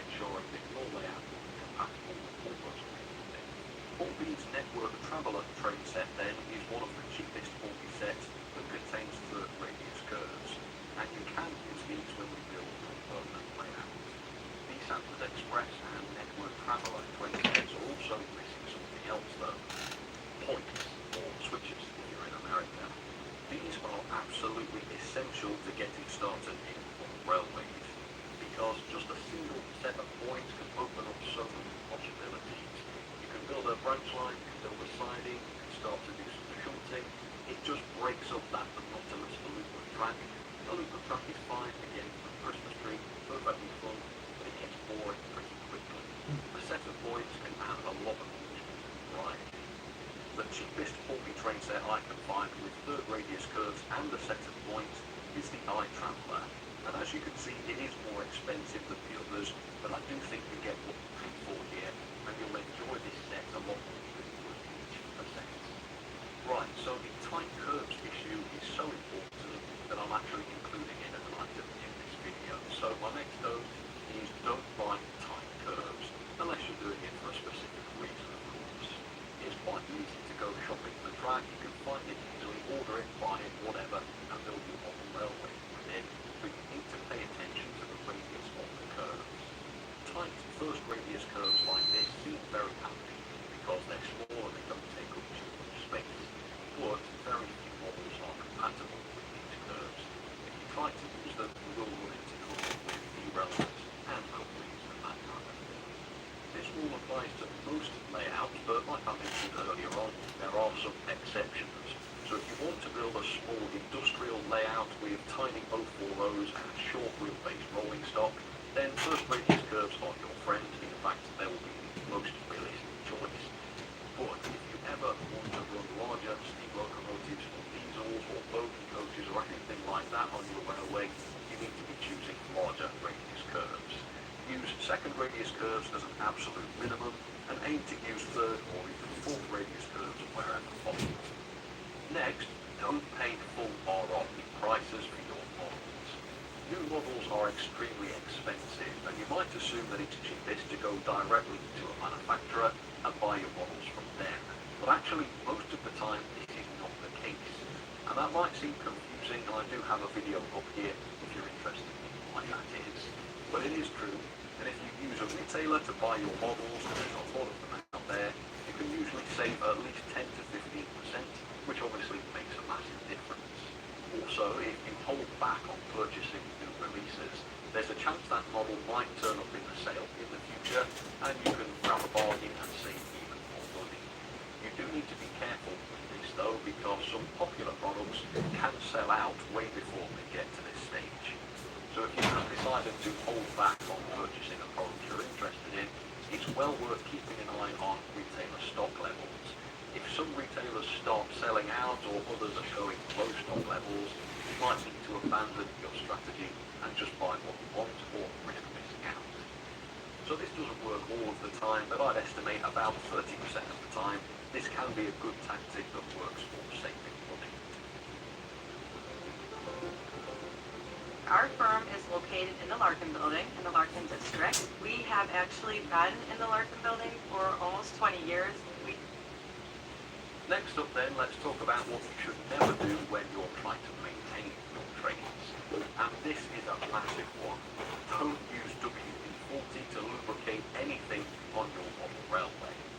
And this one crops up absolutely all the time, and I think that's because most people have got a can of this to hand, and when they hear you've got to lubricate your locomotives, they think, oh great, I'll just use this. And you can't blame them, because look, it says on the can, stop squeaks, drives out moisture, cleans and protects, loosens rusted parts, frees sticky mechanisms. It sounds absolutely perfect, but it's not, and it can be extremely bad for your model trains. And the first reason is this one in the middle, the cleaning and protecting aspect. WD-40 is a solvent, and that means that it will do damage to things like paint jobs. And because of the way you apply WD-40, i.e. having it burst out of a pressurized pan like that, means that it's likely to go everywhere. Next, WD-40 cleans things brilliantly, but it also evaporates quickly and leaves bearings and gears dry, so it's not really an ideal lubricant because it doesn't lubricate anything for long. It's also quite thick, and that's because it's designed to be used on big things like power tools and doors and things. For much finer uses, i.e. model trains, you need to be using a much thinner, lighter oil. One that could really get into all of the small nooks and crannies and lubricate these tiny machines in the proper way. Now, lots of model railway manufacturers try to sell you all sorts of different lubricants that are designed specifically to be used on model trains. And I have to tell you, I've never used them, and I've never regretted that. All you actually need is just one type of lubricant. Or if you want to do the job properly, you should have 3 different types in your arsenal. The main one that you need to have is the headline sewing machine oil, which is a perfectly thin lubricant, and for years and years I used that oil and nothing but that oil. And you need to be using oil for things like motor bearings and axles, that kind of thing, but for gears you could use a grease, which kind of stays on there and lasts a little bit longer than the oil does. So you need a light silicone grease for this. Silicone grease doesn't need to wet the plastic. You can also use petroleum jelly like Vaseline for lubricating parts that need to conduct electricity, such as pickups or bearings that pick up. Vaseline is not plastic safe though, so you need to be quite precise about how to apply it. And I'd recommend using a syringe like this so that you can spot it right where it needs to be without getting it on the plastic parts. My next maintenance don't is don't forget to clean the wheels of your rolling stock. We all know how important it is to keep your track clean and to keep your loco wheels clean, but we often forget to clean the wheels of our rolling stock, which is understandable because who cares about rolling stock wheels? These aren't picking up power usually, so if these get dirty, who cares? Your trains are still going to run, aren't they? Well, believe it or not, rolling stock wheels do still get dirty, sometimes extremely dirty if you use them quite a lot. And what happens is this: you spend all this time cleaning your loco wheels so that they're spotless, you wipe all of your tracks so that's perfect, and then you take your dirty rolling stock, run that on your nice clean track. The gunk from the wheels gets spread all around the track, so that gets dirty faster, and then your locomotives come along and they pick up that dirt and their wheels get dirty faster, and before you know it, once again your trains aren't running properly anymore. And then of course you've got to spend even more time cleaning your loco wheels and your track yet again. So clean those loco wheels, clean your track, but also clean your rolling stock wheels, and then everything is nice and clean, and it should stay that way a little bit longer. And now then we come to number 10. This is the golden rule, the one thing that you should never ever do, and that is this: don't let anyone tell you how you should or should not be running your model railway. There are a lot of people in this hobby. Some of them have been doing this for many years, and they've got a pretty idea of the right and the wrong way of doing things, or at least they think they do. Now, if you're one of those people who likes to show off what they've created, either by taking it to an exhibition or inviting people to see it or posting pictures and videos of it online, chances are you are going to get comments from people who know best, as they would do, saying, oh, you should be doing this, you shouldn't be doing that, that rolling stock doesn't match that loco, this piece of scenery is out of time with the rest of the layout. Now, some of it will be unpleasant nitpicking, some of it will be from people who are genuinely well-meaning and are trying to give you constructive criticism.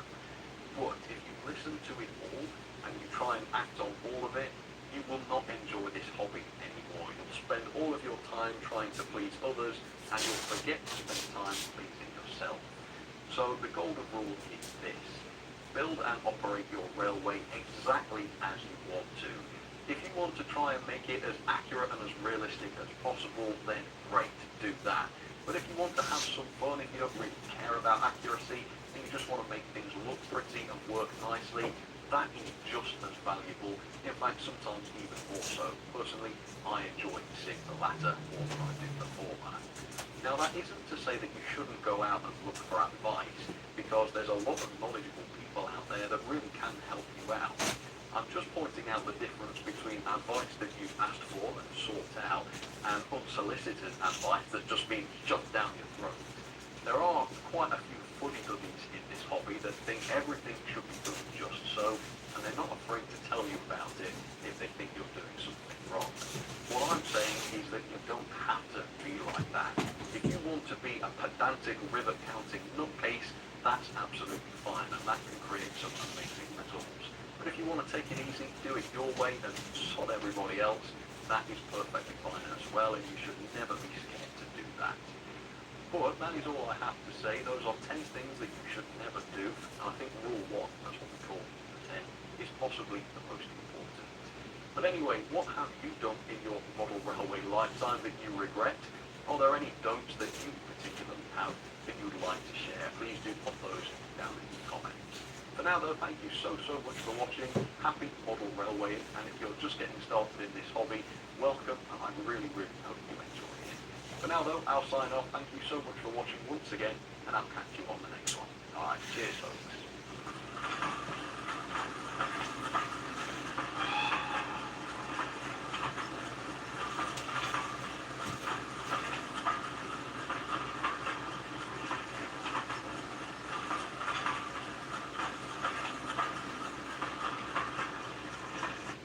And if you're just the advice that you've added, that wait a little bit longer. And now then we come to number 10. This is the golden rule, the one thing that you should never ever do. And that is this. Don't let anyone tell you how you should or should not be running your model railway.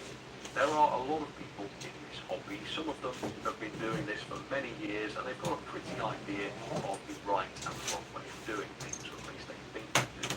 Now if you're one of those people who like to show off what they've created, either by taking it to an exhibition or inviting people to see it or posting pictures and videos of it online, chances are you are going to get comments from people who know best, as they always do, saying, oh, you should be doing this, you shouldn't be doing that, that rolling stock doesn't match that logo, this piece of scenery is out of time with the rest of the layout. Now, some of it will be unpleasant, some of it will be from people who are genuinely well-meaning and are trying to give you constructive criticism. But if you listen to it all, and you try and act on all of it, you will not enjoy this hobby anymore. You'll spend all of your time trying to please others, and you'll forget to spend time pleasing yourself. So the golden rule is this. Build and operate your railway exactly as you want to. If you want to try and make it as accurate and as realistic as possible, then great, do that. But if you want to have some fun, if you don't really care about accuracy, and you just want to make things look pretty and work nicely, that is just as valuable. In fact, sometimes even more so. Personally, I enjoy seeing the latter more than I do the former. Now that isn't to say that you shouldn't go out and look for advice, because there's a lot of knowledgeable people out there that really can help you out. I'm just pointing out the difference between advice that you've asked for and sought out, and unsolicited advice that's just been shoved down your throat. There are quite a few fuddy-duddies in this hobby that think everything should be done just so, and they're not afraid to tell you about it if they think you're doing something wrong. What I'm saying is that you don't have to be like that. If you want to be a pedantic river-counting nutcase, that's absolutely fine, and that can create some results. But if you want to take it easy, do it your way, and sod everybody else, that is perfectly fine as well, and you should never be scared to do that. But that is all I have to say. Those are 10 things that you should never do, and I think rule 1, as we call it, 10, is possibly the most important. But anyway, what have you done in your model railway lifetime that you regret? Are there any don'ts that you particularly have that you would like to share? Please do pop those down in the comments. But now though, thank you so much for watching. Happy model railwaying, and if you're just getting started in this hobby, welcome, and I really hope you enjoy it. For now though, I'll sign off. Thank you so much for watching once again, and I'll catch you on the next one. Alright, cheers folks.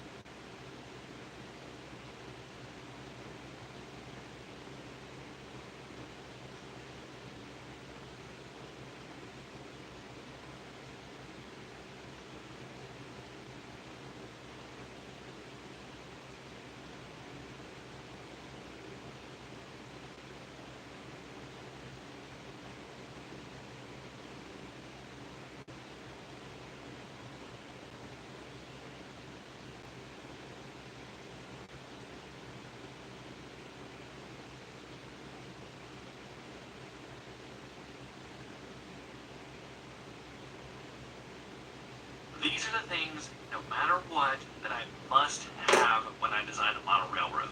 And I thought to myself, they may help you out too. This and joint for the left, one table is a place for trains to enter and exit the layout. This can be anything from hidden staging to a simple spur off the side of your layout. Railroads do not exist in a closed environment and must have a way to connect to the outside world if you're planning on doing operations. The second is almost counterintuitive to the first. I need to have the ability for my trains to run continuously. A lot of times, I don't want to do a full-blown operation session. I just want to run trains.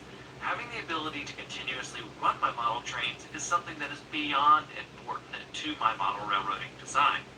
I really do genuinely enjoy just watching my trains run around the track. Okay, now we are going to get into the nitty-gritty of railroad design. My third must-have is some sort of runaround track. You can be creative on this, like when I use the continuous loop on MRR1 as the runaround track, or on the Twin Valley Railroad where I have a section of double track main that works as my runaround track with double crossovers at each end. This is crucial to my designs and the most designs of most model railroads. A runaround track allows for proper switching by allowing the locomotive to get in the proper position for spotting a car. You definitely want a runaround track if you are looking to do any type of switching. Next up, we're going to talk about some non-track plan related items. The first that I do not like, and something that I try to do in my layout design, is to not have the towns be the central focus of my layout. I usually want them to be off to one side or maybe barely represented in a corner. This is because typically what is interesting for a train to be doing is usually situated far away from a downtown district. Sure, you may have small warehouses and industries, but unless you're modeling a larger city, you're probably not going to see too much switching going on right downtown. There are obvious exceptions. We have all seen the videos of the tracks that are embedded in a small town's main street, but for the most part, I don't like the majority of my activity to be right in the heart of town. Even if I do put industries in a small town, I will situate them off to one side, so that it is clearly separated. So what do I put as the central focus of my railroad? The trains, of course. I love building scenes and scenery around my trains, whether it's a mountain pass or an industrial park. These are the things that are a ton of fun to model because they are going to see the most action. We tend to try and model town scenes a lot, and that is okay. But that is also because for a lot of us, that is where our main interaction with trains in the real world is, at a railroad crossing in downtown or an overpass. So we may put a lot of focus on those scenes, when in reality, a locomotive is going to spend a lot of its life away from these areas. It could be in a yard or in various industries, or it's going to be traveling between destinations. That is where I put these types of scenes, in the in-between areas. That brings us to my next must-have, industries. I love doing switching operations, and that you need a place to switch if you're doing switching operations. I kind of follow the rules of 2s and 3s when it comes to industries. If the industries are not big, I will cluster them together in arrangements of 2 or 3. I typically think that 4 to 5 industries is a good amount for a layout. The exception to this, of course, is if you're modeling a large industry, such as a large coal mine or some sort of plant like a steel facility. Some small industries include things like cement distributors, warehouses, and other distribution-type locations that specialize in the movement of a product rather than its production. Large industries can include things like chemical plants, mines, quarries, and other places that involve the extraction or production of materials and goods. So these are my main focuses for a model railroad when I am designing it. But I want to hear what you guys like to have on a model railroad, because I'm in no way...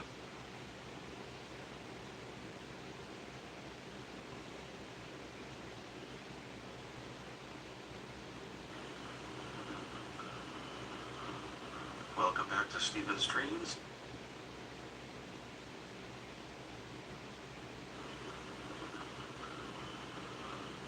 Welcome back to Steven's Dreams. Just thought I would give a little update my progress so far. I was able to do a lot more work over the last couple of days. Don't remember when I put my last video out, but definitely got a lot more done. So the majority of what you see over here is glued down, except for this piece of the 4%, and then the industry here in that back corner, because I'm still waiting on some more track to come in. So want to get this area set first, and then I can actually cut the foam to the right size, get that glued down, because I'm not sure what this yard's going to look like yet, because I need a few more UVs, and there's still a cabin later, and I might cut this or whatnot. I was able to run a little bit of wiring, where show you the train running around. Actually came to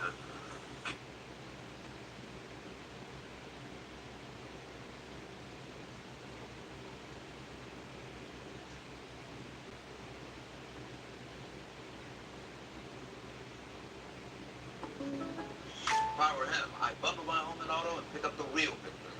Savings. Are you talking about bowling? No. Bundle, Jan. Bundle.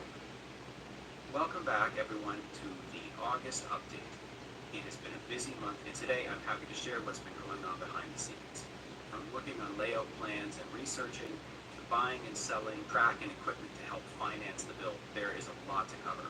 So let's get started.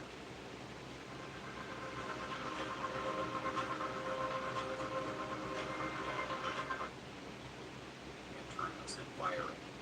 And the likely culprit? Using the wrong flux during soldering. It's leading to disintegrating connections in areas that I just can't repair. Your response to this announcement has been super positive, and I really appreciate all the support. It's reassuring to know that hitting the reset button was likely the right call, and I'm actually pretty excited to dive into the planning and construction of this new layout. One of the highlights of this month was visiting the Burlington Model Railroad Club in Burlington, Ontario, Canada. It's always really motivating to see how other people tackle layout challenges, and this visit was no exception. I was particularly impressed with their take on Toronto's Union Station with an elevated passenger station, which is a feature I'm very seriously considering for my own layout. I am continually researching sub and passenger yards in North America, and seeing how the Burlington Club integrated a 3-platform station into the end of a dog bone and then placed the station on top of it left me with a lot to think about on how I might design my own passenger yards. The club is located in an old outdoor swimming facility, and they have an N-scale layout, an HO layout, and a garden layout. The garden layout actually sitting atop what used to be the pool, and the N-scale layout takes advantage of some of the change rooms. I always enjoy seeing other layouts, no matter how far along they are in terms of completion, and as an added treat, driving to Burlington from where I live means that I get to run parallel along the Lakeshore West Line, where I often get to see GO Transit and Vita Rail trains in action. I also made a trip to the County Line Caboose, a unique hobby shop tucked away in southwestern Ontario in the middle of the countryside. It's a bit out of the way, but it's always worth a visit. I managed to pick up a bunch of Pico No. 8 turnouts at a very reasonable price, which is a nice score given the financial investment these represent. Supporting the small local hobby shops is something I'm passionate about, especially when they're located in such unusual settings. And speaking of turnouts, in my ongoing quest to be as frugal as possible with this layout redesign, I've been scouring places like Facebook Marketplace for used turnouts, and I managed to hit the jackpot this month. Between 2 different vendors, I managed to pick up about 30 turnouts for a fraction of their actual price. Some of them do need a bit of TLC with new residue or minor damage, but considering the savings, I'm more than happy to clean them up. I'm sure that most of these will find their way onto the layout, and if they don't, I'm happy to put them on Marketplace and sell them to somebody else. So admittedly, I'm doing things a little bit backwards because I am buying turnouts without a layout plan in place. So with that said, layout planning has been moving full steam ahead. I want to mention that it has been great to see the number of constructive comments that you've had for me. I really appreciate the feedback, and it's interesting to read how many people have very similar ideas about how to integrate a continuous running layout with a pair of stub and yard passenger station. I am considering making a video that just features your feedback comments and showing how they could layout design, and I'd love to know if you'd be interested to see what that journey looks like. So while I'm purchasing turnouts for a layout I haven't planned, and planning a layout that I haven't decided on, I did decide that one thing that needs to happen is I need to sell off some of my equipment to help fund this renovation. So this month I parted ways with some Via Rail and Ontario Northland passenger sets, along with an engine and bi-level passenger consoles of GO Transit equipment. The timing was a bit ironic. Just as I sold the GO Transit set, Rapido Trains announced a new line of GO Transit products that I will not pass up. Sometimes you have to just make tough choices and find a way to balance it all. I'm happy to sell all this equipment, though now as the funds are earmarked for benchmark and track, there is a competing priority with new GO Transit equipment. We'll get through it. Thinking again about the new layout, one of the significant decisions that I noted at in the previous video was that I'm going to switch from a through end station to stub end stations for the layout. Stub end stations are going to require me to back equipment in and out of the staging yard, which will require bulletproof track work, which is specifically why I have made the decision to put number 8 and a number 8 minimum turnout. I've already talked a bit about stub end stations in a previous video, so I'm not going too deep here. That said, I've spent an awful lot of time looking at stub end station examples, and I have gotten notes on about 18 or 20 different stations located throughout North America. I'm very seriously considering making a special feature video about these stations. And finally, I'm still in the process of disassembling my own layout, and things are moving along smoothly but slowly. I'm salvaging as many electronic components as I can, and I'm just waiting for a day where I can borrow a truck to haul all of the leftover benchwork to the dump. It is bittersweet, but necessary because I really want to repair the roof for the new layout. There is definitely something cathartic about clearing out the old and making room for the new, and as each day passes, I am getting increasingly excited for starting fresh. So there you have it. It has been a busy month, and every day seems to be train day. Between buying and selling and researching, I can honestly say that I've spent a portion of every single day working on this new layout. This coming month, I hope to get my layout design completed and have finalized all of my research on stub end stations. Once again, thank you for stopping by, and I'll see you next time.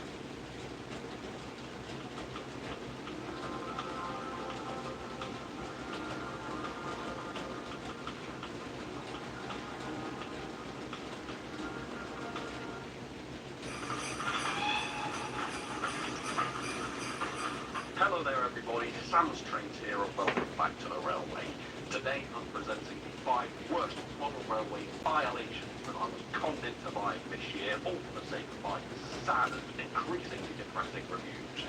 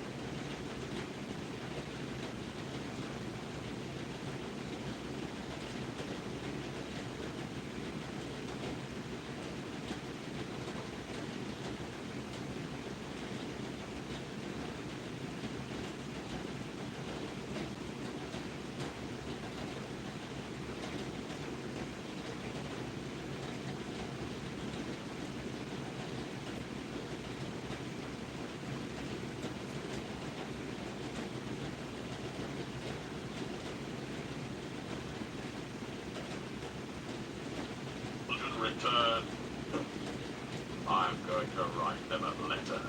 Paperweight now. Dear hell yeah. Santa Claus and Co. is no longer a Helgen stockist. If you need to find another place to peddle garbage, there's a handy website called AliExpress. I'm sure you'll find it in keeping with your brand of mediocrity. Kind regards, Santa Claus. P.S. Never contact me again.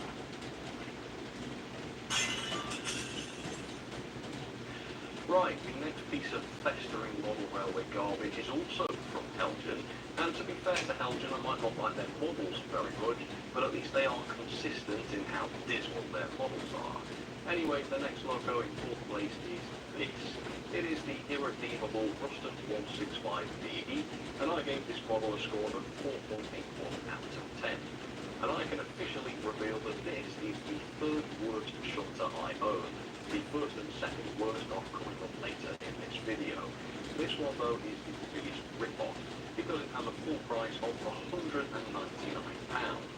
But because even a child couldn't fail to notice how laughably unrealistic that price is, they've had to be reduced to £99.95, which is half price. I bought this model at that price 6 months ago, and they're still available at that price now. Look at this, 6 months at half price, and they've still not gone. So before we've even talked about the model, let's have another bit of one for Helgen stock. So what kind of price turn are we dealing with when they can't even ship them at half price? Well, I'm very glad you asked, or am I not glad? They are both really, but I'm certainly going to tell you. So remember how the stupid-looking rail bus weighed a ton, even though it wasn't meant to haul anything? Well, of course, this loco is a shunter, so it is designed for hauling things, and yet the body is all plastic, making it weigh just 135 grams. That's less than the Bachman James, a literal toy. This cheaper plastic model doesn't even fit together properly. The plastic bonnet doesn't sit correctly on the warped plastic running plate, and actually the majority of the model is made of cheap plastic. We've got cheap plastic flinched handrails which don't match the colour of the engine. What shoddy garbage that is.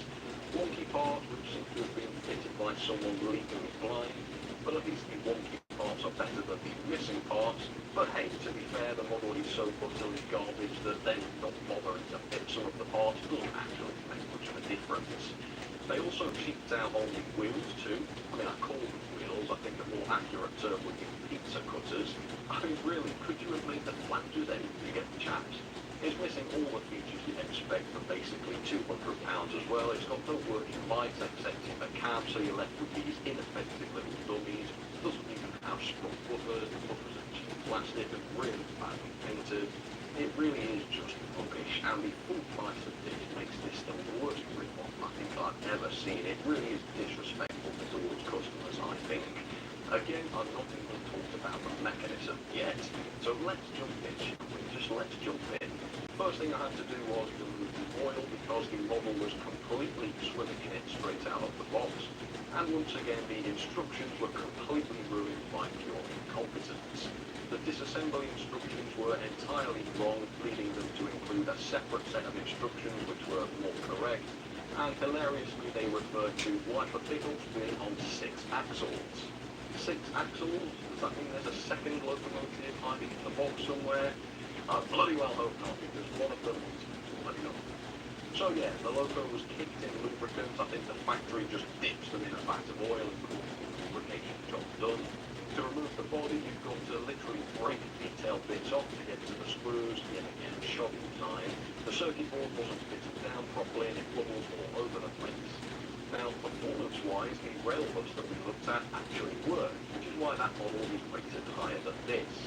This one couldn't even make it around the layout without stopping.